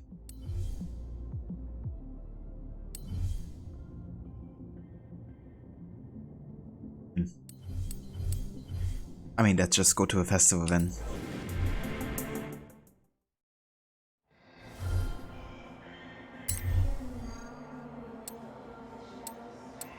Okay, we're looking for Aston Martin. There we have a Vulcan for 1,500,000. Holy shit. Yeah, I'm not gonna buy this one. Not yet, at least.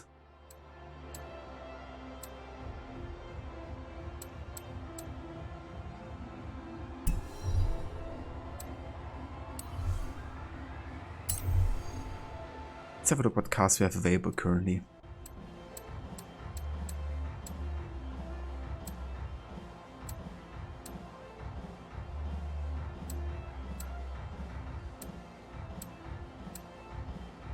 It's actually sorted by value.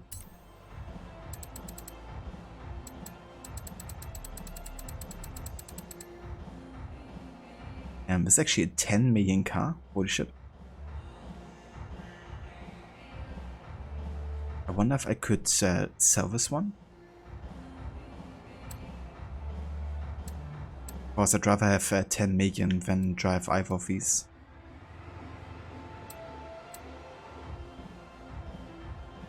Try the Pagani here.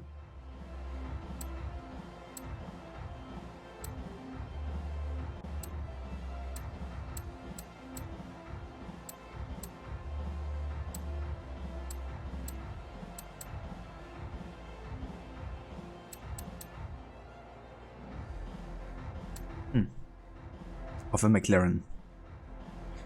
I think this is actually the promo car for Forza 4 as well. Yeah, let's drive this one for a little bit. Also have a look at the designs here.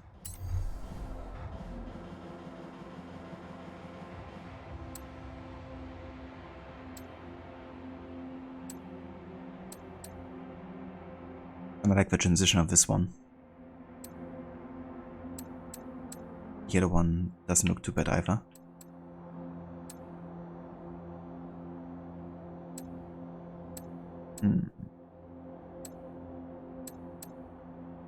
Let's have a look how this looks like in game.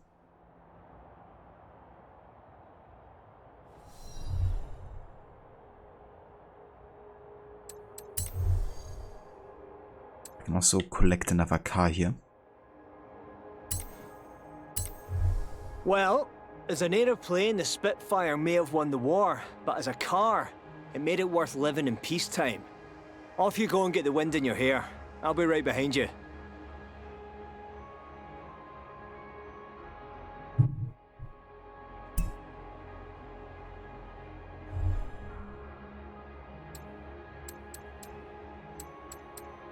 And yeah, this is still being repaired, so we have to wait a bit longer.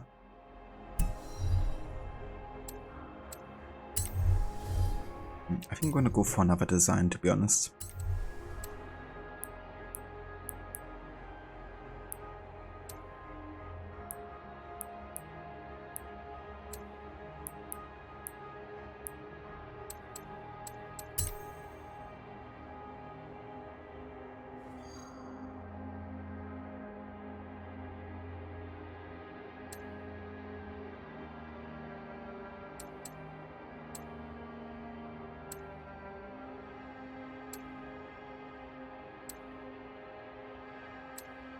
Oh, I like this black and blue one over here.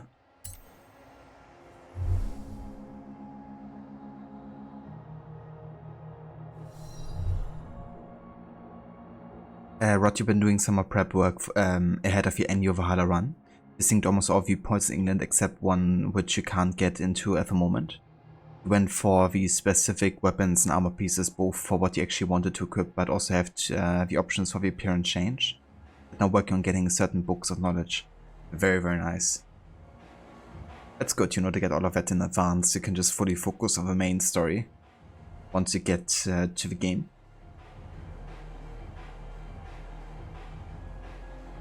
So if you've been trying out the Danex a little bit as well,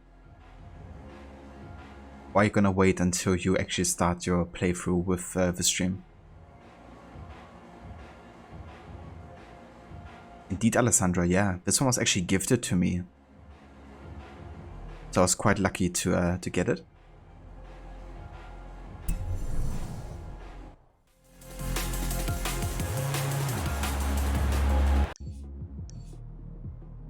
Okay, what do we have? Could go for like a drag race. Turn left. In 200 meters, turn left. Yeah, I quite like it. Turn left. Also beautiful.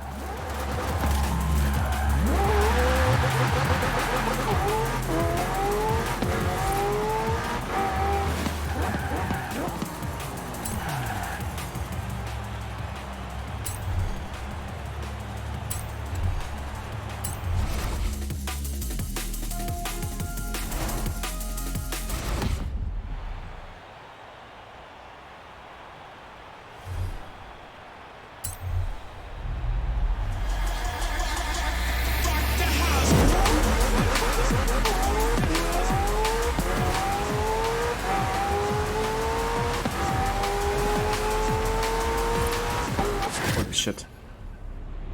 They were much faster. Let's try this again.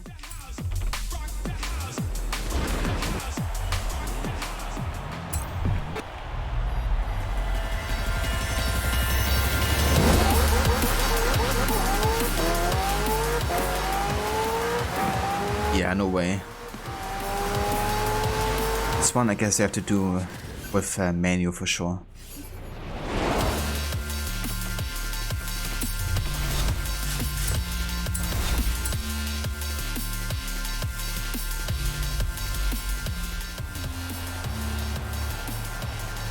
What absolutely do, they will make it much easier to get through the story. Hopefully we actually get a new game plus next year, but this process of starting a new game to just get certain things and save file can just be loaded once you reach a part of a game on stream from scratch. The process we have to do, yeah. Yeah, I mean it's as good as it gets, right? If you wanna, you know, kind of like get a new game plus like experience, unfortunately.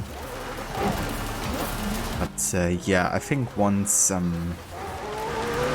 know, the last chapter launches for Valhalla, then it should only be a couple more months until we finally get New Game Plus. But I think as always Ubisoft wants to wait until all of the content has been released. But yeah, hopefully it should happen sooner rather than later.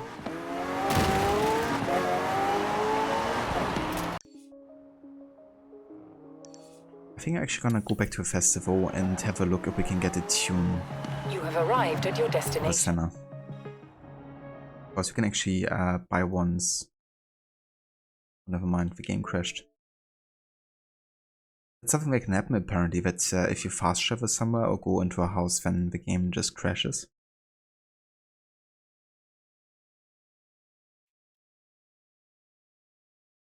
Yeah, I'm quite looking forward to the next gen upgrade for Witcher 3. I don't really intend on playing it immediately because I just done one earlier this year. I'm looking forward to see how it will look like visually, and there's also gonna be more story content, I think. I'm quite looking forward to seeing what they have in store for us. The game just gives up. Yeah. Can't handle it. Yeah, HDR would be great, for sure. Especially for like bigger TVs and stuff.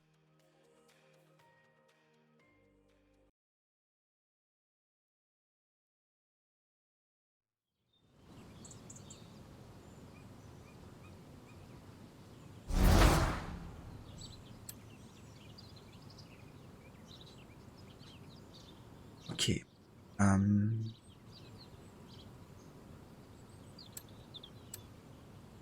Welcome back, Your Majesty. Thank you very much.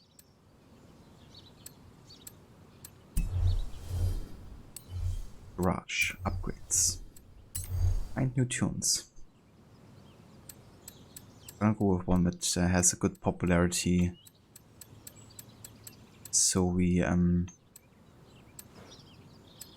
know that it's actually working well. Let's go for Drift.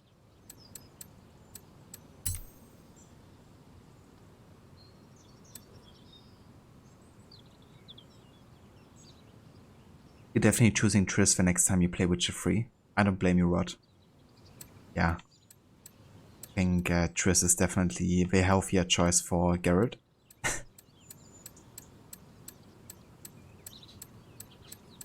Why do I always only have 1 star? Wonder.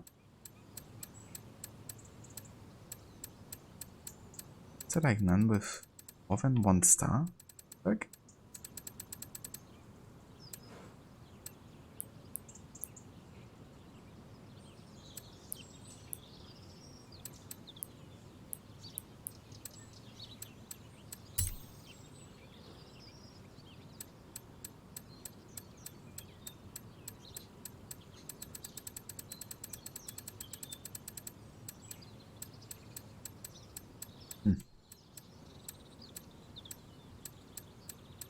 Interesting. I don't know why all of these have like such low popularity. Because other casts were like a wide variety.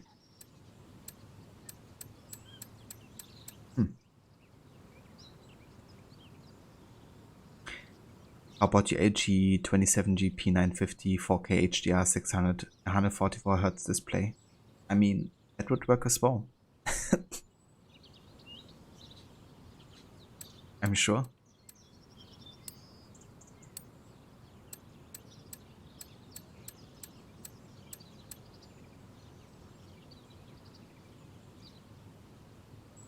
Yeah, how about you maybe try this one?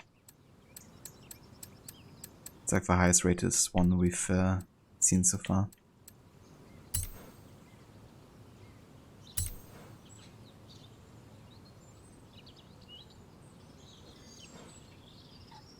$64K, yeah, we can do that.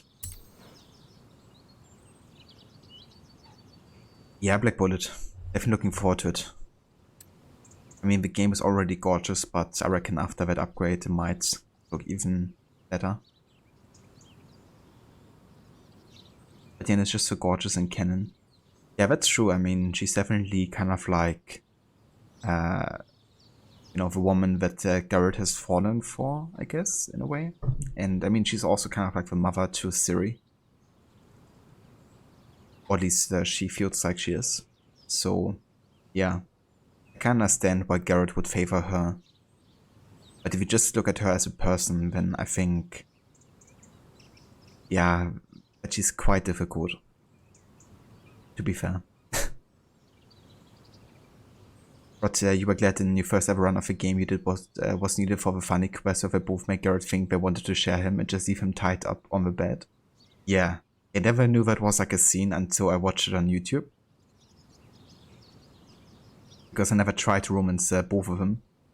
But yeah, that's so cool that you actually got to unlock that. But for the next one, you will pick Triss. That's fair. Yeah, Triss definitely feels like, you know, a person that it would be easier to settle down with. Saved long time for a main screen, was saving for VG and 950, but when you got money for a GP came out, so you got that. I gotcha. Yeah, I mean, that would look gorgeous. For sure. But you thought that since the game takes place after the books, that they leave it up to the player to decide who he chooses. There was not an actual canon choice. Yeah, I mean, that's a good point as well, you know. I guess if you look at the books and how Garrett is there, then probably Yen would be like the woman for him. But yeah, I mean, it's not like set during the books, right? It's like afterwards, so it's definitely up to the player to make a choice as well. I do, however, feel like that the developer definitely leaned the player quite a bit into romancing Yennefer. Like the amount of times you don't have a choice but to flirt with her or like even get kissed. Kind of is like, you know, bumping the player a little bit into that direction. So to me it always felt like a bit intended that they want to go, like, want you to go romance her, but I mean, it's still your choice, so.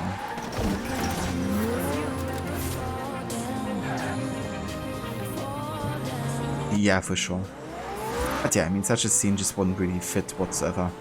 You know, of like both romancing Garrett. It's not what either of them wants. Yeah, Kahin's much better now.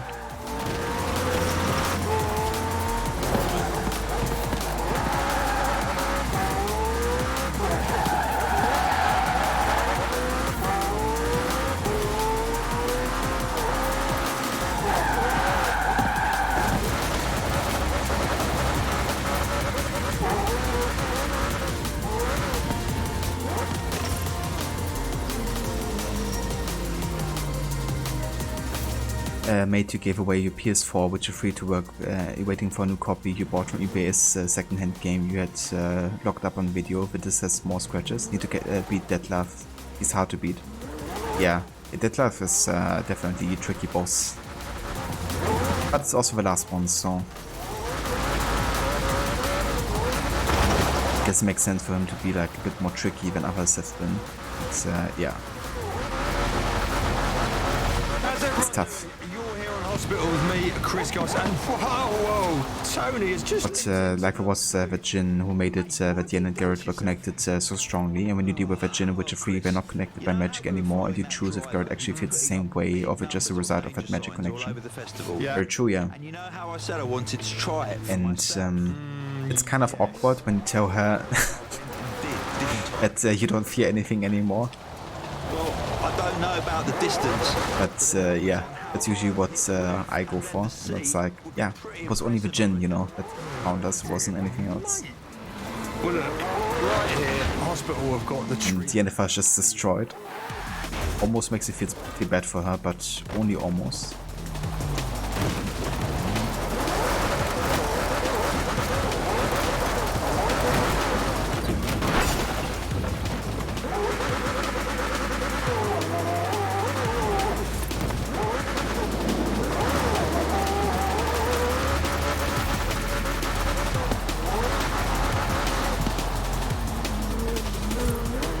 You will play when next gen update comes out and you will hate not having ice art anymore. Yeah, the art ability that's like upgraded in the Blood and Wine DLC is just absolutely bonkers insane. I mean, I guess you could go for a New Game Plus playthrough. I'm not sure if it works between the regular save and new version, but I mean, it's still the same game, so maybe it does work.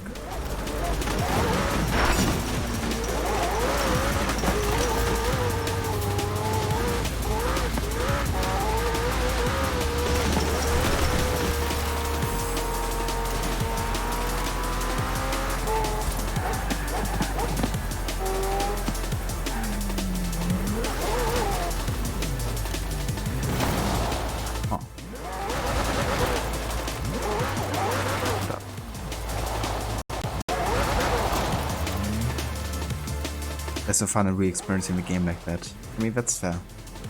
To be fair, like usually in games like that, like action RPGs and stuff, I tend to stick to new game runs instead of New Game Plus as well. Almost had it there. Try to go up here.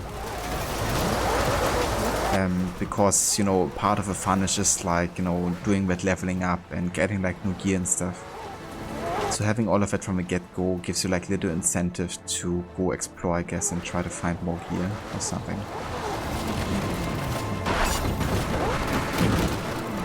Okay, I got it. Now I'm stuck between... Okay, never mind. Got out.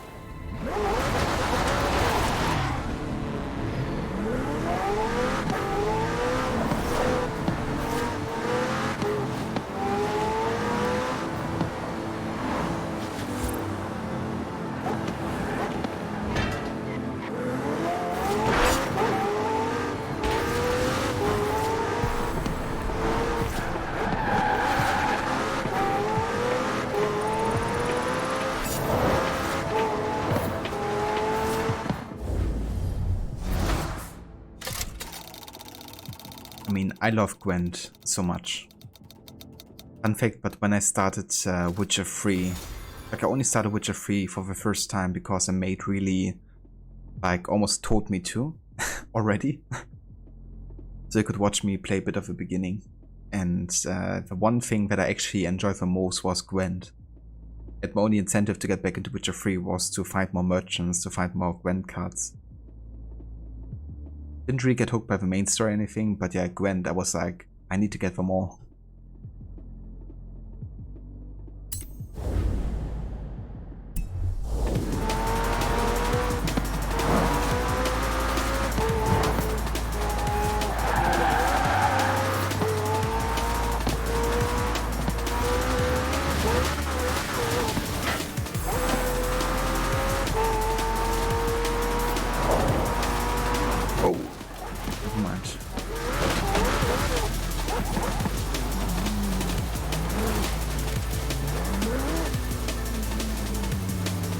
Alessandra, and on Steam you don't have much achievements yet because you didn't play Steam versions much, so we use next gen update to get them. That's fair as well, yeah. That's also a good idea to use a new version, but maybe the trophies if you really want to get them on like another system. Wait. Get out of my way. But first let me photograph your car.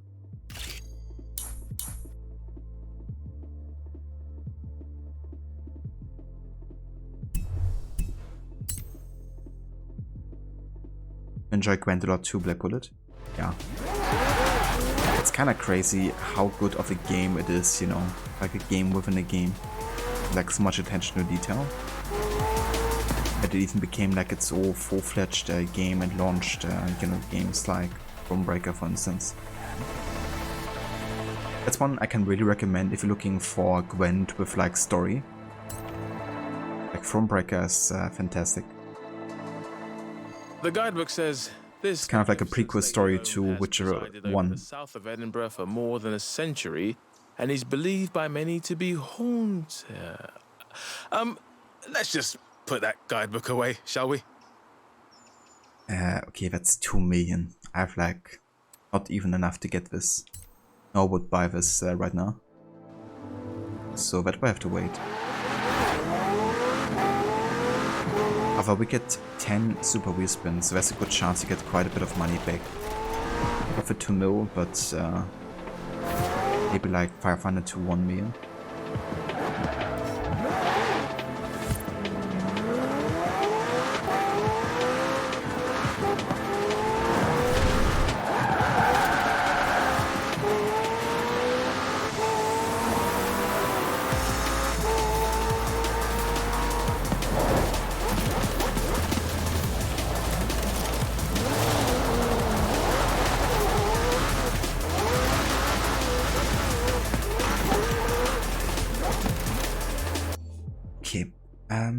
Let's have a look. I want to do like another kind of like story event, I think.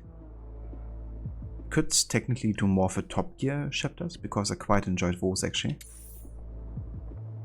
That's kind of like a crossover with the TV show Top Gear that many of you might know. Earlier, but like a tractor that was upgraded to like max with a rear wing and everything. Also had like a V8 engine and all that type of stuff.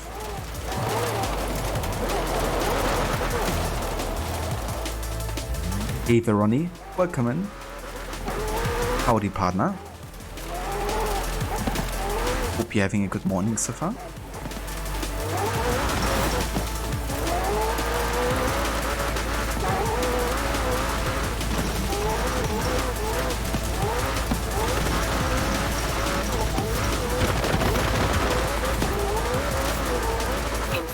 Meters, turn right.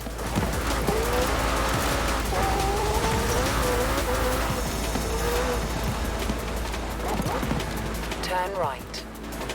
Alessandro had the GOG version of The Witcher 3, bought the Steam version on sale one time. I gotcha. Yeah, I only have it on GOG, and then I also bought it on PlayStation 4 a while ago when it was on sale, like on Christmas or something 2 years ago. Like $10, I thought, you know, might as well. Back live on Hospital Records with Yeah, it doesn't compare like how good it looks. Jesus, why do you drive into me? Mate, where have you been? So, It doesn't compare to how it looks on PC or whatsoever. I've no idea what they do. Whoa, slow down. Tell me what happened. So, well, I was doing some press for the festival, you know, and then this bloke comes up and says hello, and then it's 20 minutes later, and he's still talking about limited slip diffs, and I have this card in my hand. What's it say? That might give us a clue. Drift Club? It probably does what it says on the tin, yeah? You have arrived at your destination. Let's go for the next chapter here.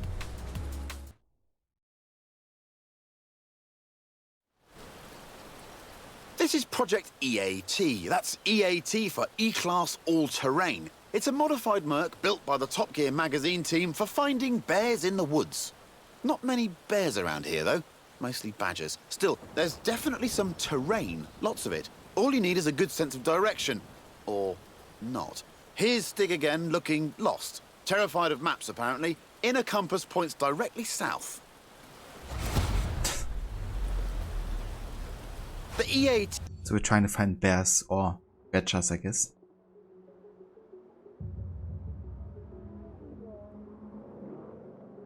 Yeah, that's true as well, Alessandra. Let's stream Resident Evil 4 Remake next year. I haven't really planned on it, because I haven't really played many Resident Evil games myself yet. I do want to eventually get into the series and play them in order. The only one I actually played so far has been Resident Evil 5 as a co-op campaign. But yeah, I haven't really played any of the other Resident Evil games. I probably would like to start with the first one. Maybe the remake games. Because I hear the like original games are a bit tricky to get into. But yeah, Has a silky smooth. gonna wait, I guess, It'll do until I've fully caught up. on the road, but where we're going, But I guess it's good that there's like a remake announced, because I know some of them have been received quite well. by any means necessary. And 4, like the original game, is one of the fan favorites, isn't it? And a roof rack for carrying extra knobbly tyres. In 400 meters, turn left. Turn left.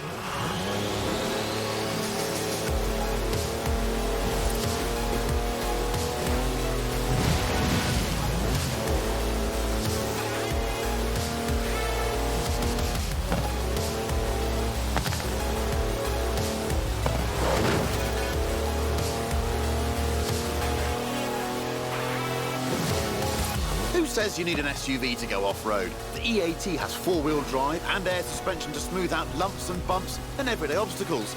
Ancient burial mounds, for example.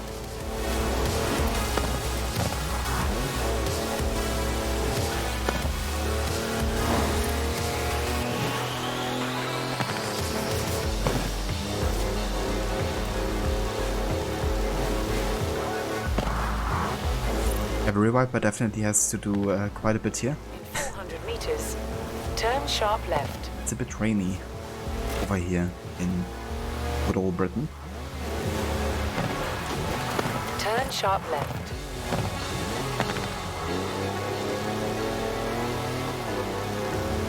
In 200 meters, turn right. Turn right.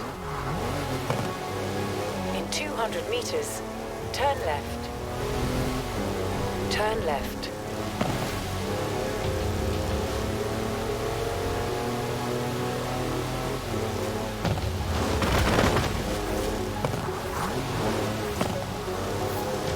In 400 meters, turn.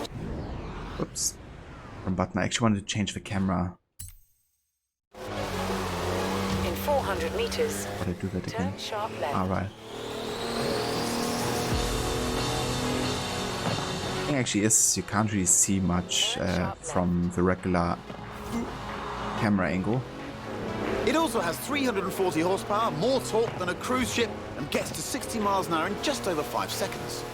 Because of like how much is blocking on the top of the car.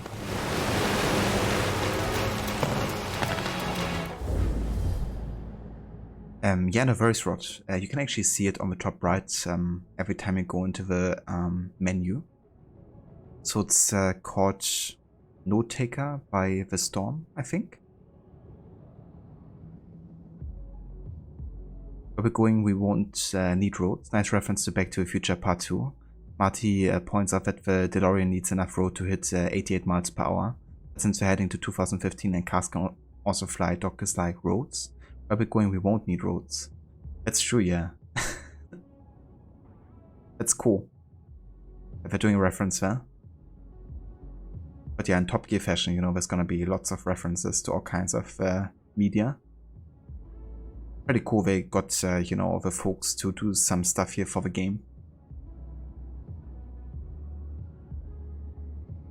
And that's the verse rod. More than happy. If anybody wants to know about the song, always feel free to ask.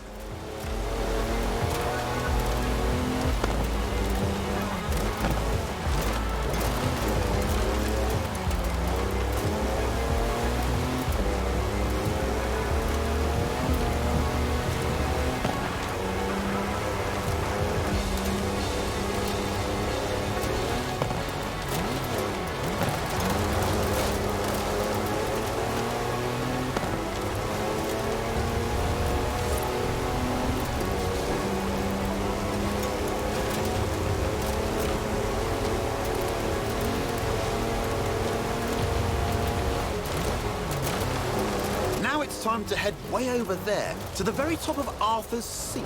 But first, what goes up must come down.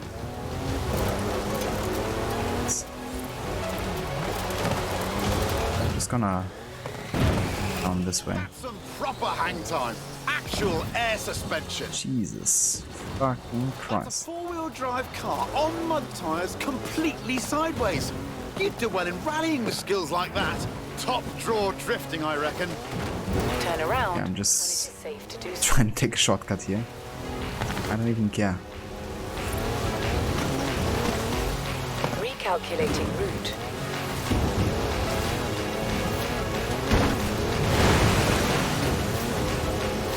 In 400 meters, turn right. In 200 meters, turn left. Well, it is a Mercedes wagon, so it's tough. And if you really want to smash stuff up, there's even a pickaxe in the back. It's full of home comforts, the EAT. Charges for almost anything you can charge. Cozy ambient lighting. Even a portable espresso machine. I'm not sure we can get this in time. Ever need. Oh, shoot. Yeah, we won't. Guess I had to drive off-road from the get-go maybe to get this in time.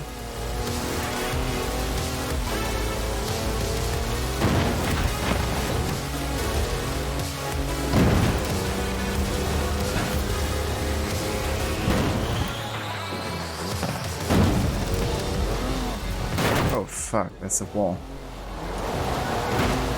Great. Yeah, no way I'm getting even 2 stars here, do I? In 400 meters, turn Jesus. right. What have I done? Where am I? In 200 meters, turn right. It's like still another 3 kilometers, holy shit. Alright, all this adventure kit's had a tiny effect on the fuel efficiency. Good job the roof rack holds 2 cans of diesel, and there's another one in the back. Just don't confuse them with your drinking water. Hey, as long as I finish that chapter, I'm happy. I can still come back later and attempt to get 3 stars or something.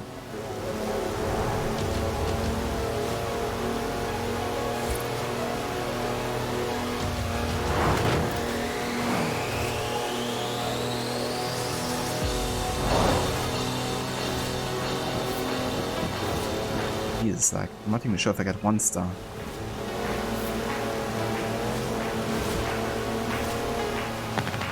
At the roundabout, take the first. Why is this so exit. tricky? On to the final stretch now. Just the small matter of getting up Arthur's seat. The clock's ticking, so better step on it, Stiggy. Turn left. 1. 200 meters, turn left. Turn left.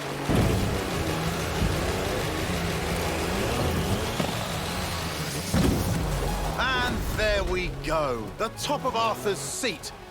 No idea who Arthur is, Jesus. by the way, or why his seat's so... That was really close, and that only for 1 star. Shame there's no time to... But I guess I really had to take like way more shortcuts here. Assume. But yeah, it's fine.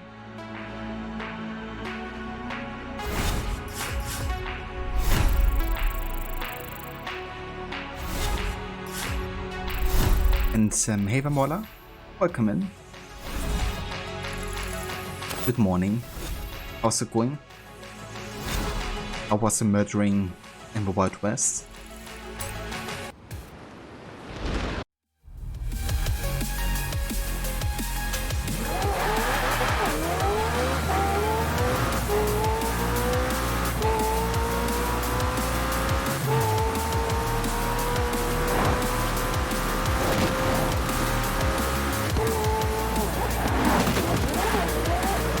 Way.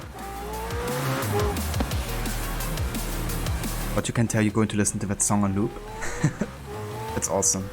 I always love when, you know, a song really hits and then you just can't help but listen to it over and over again.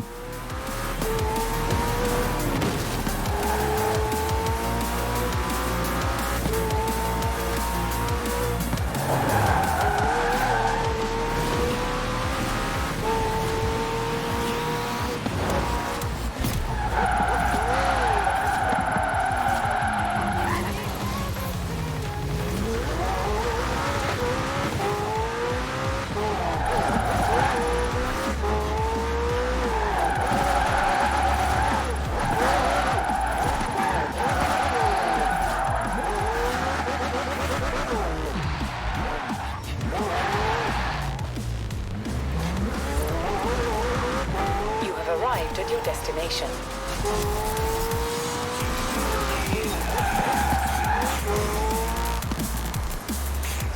Mod Void West was good. You learned that the bounty is maxed out per chapter. Max per city is 1500 by the end of the game. Interesting. I thought it could get like much higher, but that's actually alright, I guess. As long as you don't have to like pay it off constantly.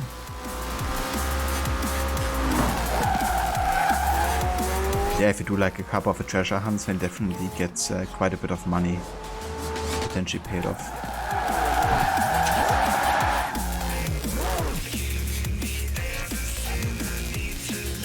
Yeah, exactly, Rod. Definitely been there, you know, just like listening to the same song over and over. Especially in like the soundtracks of Assassin's Creed sometimes, you know. I still remember back when AC2 came out, I also listened to the entire soundtrack of that game like over and over on repeat. So damn good.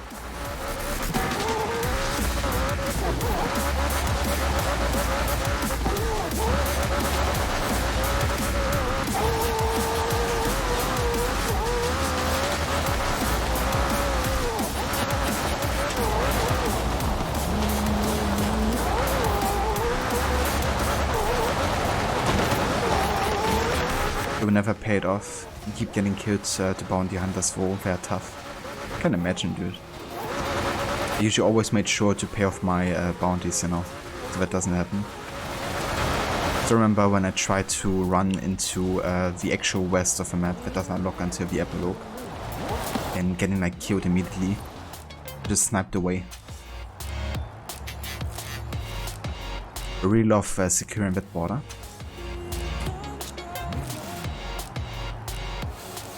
But it's always great to have memories like those, and you're definitely right, there's so many pieces of music in the AC series that are so damn good and can be listened to over and over.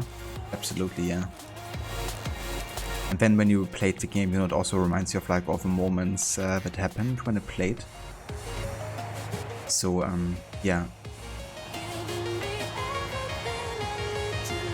There is Ronnie. Thank you for stopping by. I hope you have a good day, and that the things that you have to do go well. And yeah, thank you, I will. Catch you next time, Ronnie.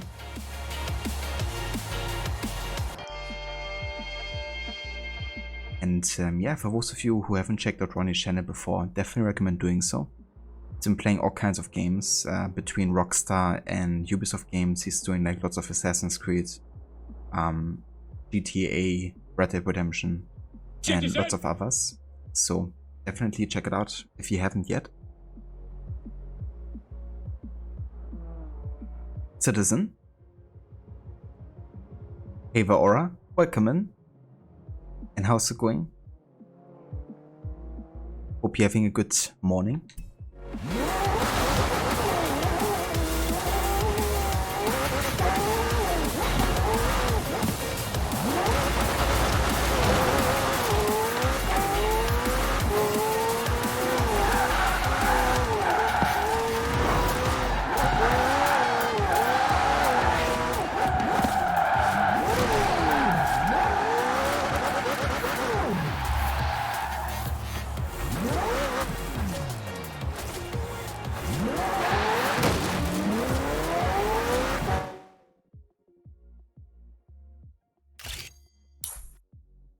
Lamborghini Aventador. I've been driving this car a lot, especially in the first and the second Forza. Not so much in the third and fourth. It's going well, thanks. How's your majesty? It's good to hear, Aura. And that's going well. And yeah, the majesty has been doing not too bad today. I've done like quite a bit of stuff off stream. I've been already making decent progress. But yeah, there's like honestly so much stuff you can do in Forza 4, it's absolutely insane. Just look at the map here. It's like a Ubisoft map with like how cluttered it is with events and stuff to do. But yeah, all of it is fun honestly, so I've been really enjoying it. However, I don't think there's actually like a credit roll ending like there have been in the previous games. So I'll probably just try to get to level 150, which is when you unlock the last wristband, and then call it there of a playthrough. But yeah, I don't think there's some actual credits, unfortunately. Yeah, it's crazy the amount of content you have here. But yeah, unfortunately though, this is where I have to call it for today, because I didn't have too much time to stream. Gotta head out in a few. So yeah, this is where we're gonna call it for today. I want to thank you all for so much for coming by and for joining me for some more Forza. I'm definitely gonna be doing another off-stream session for sure, especially on the weekend of this game.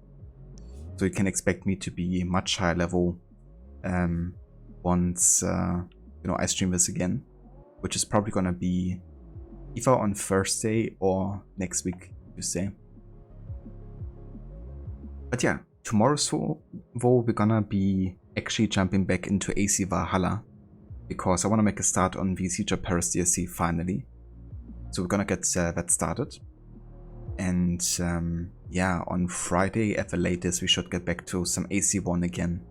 And maybe even finish our No Hut challenge. We only have 4 targets left at this point. So depending how long we go and how good we do with the No Hut, I might actually finish it on Friday. But yeah guys, this is where we're gonna call it here today. So thank you all so much for coming by and for joining me. Unacceptable Mola, I know. How dare I end when both you and Aura, you know, can only join? Yeah, that's the voice rod. Thank you also for being here, and thanks again for the raid earlier. Cheers, Aura. I hope you have a good start into your day. And yeah, maybe catch you tomorrow for some AC Valhalla. Okay, let's have a look who's online and who we can raid, shall we?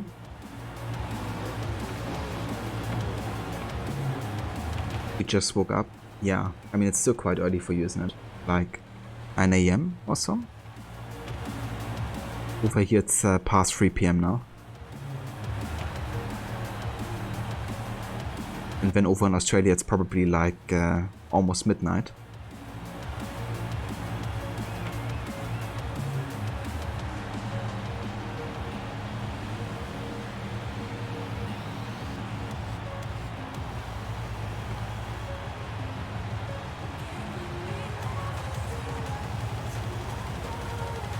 Okay, I think we're gonna go and say hi to Frayne today.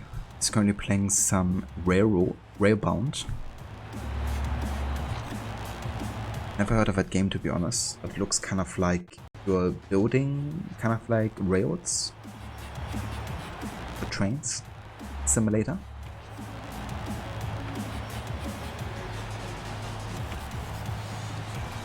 $6 AM? Oh, never mind, Aura. Sorry. I thought it was like 6 hour difference.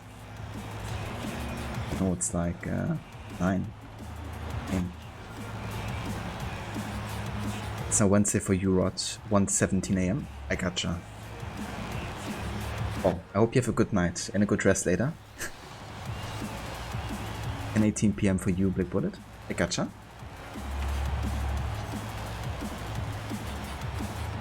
Yeah, crazy, all these different time zones we have in here. Yeah, if you want to join me for the raid here, feel free to also copy these raid emotes. And yeah.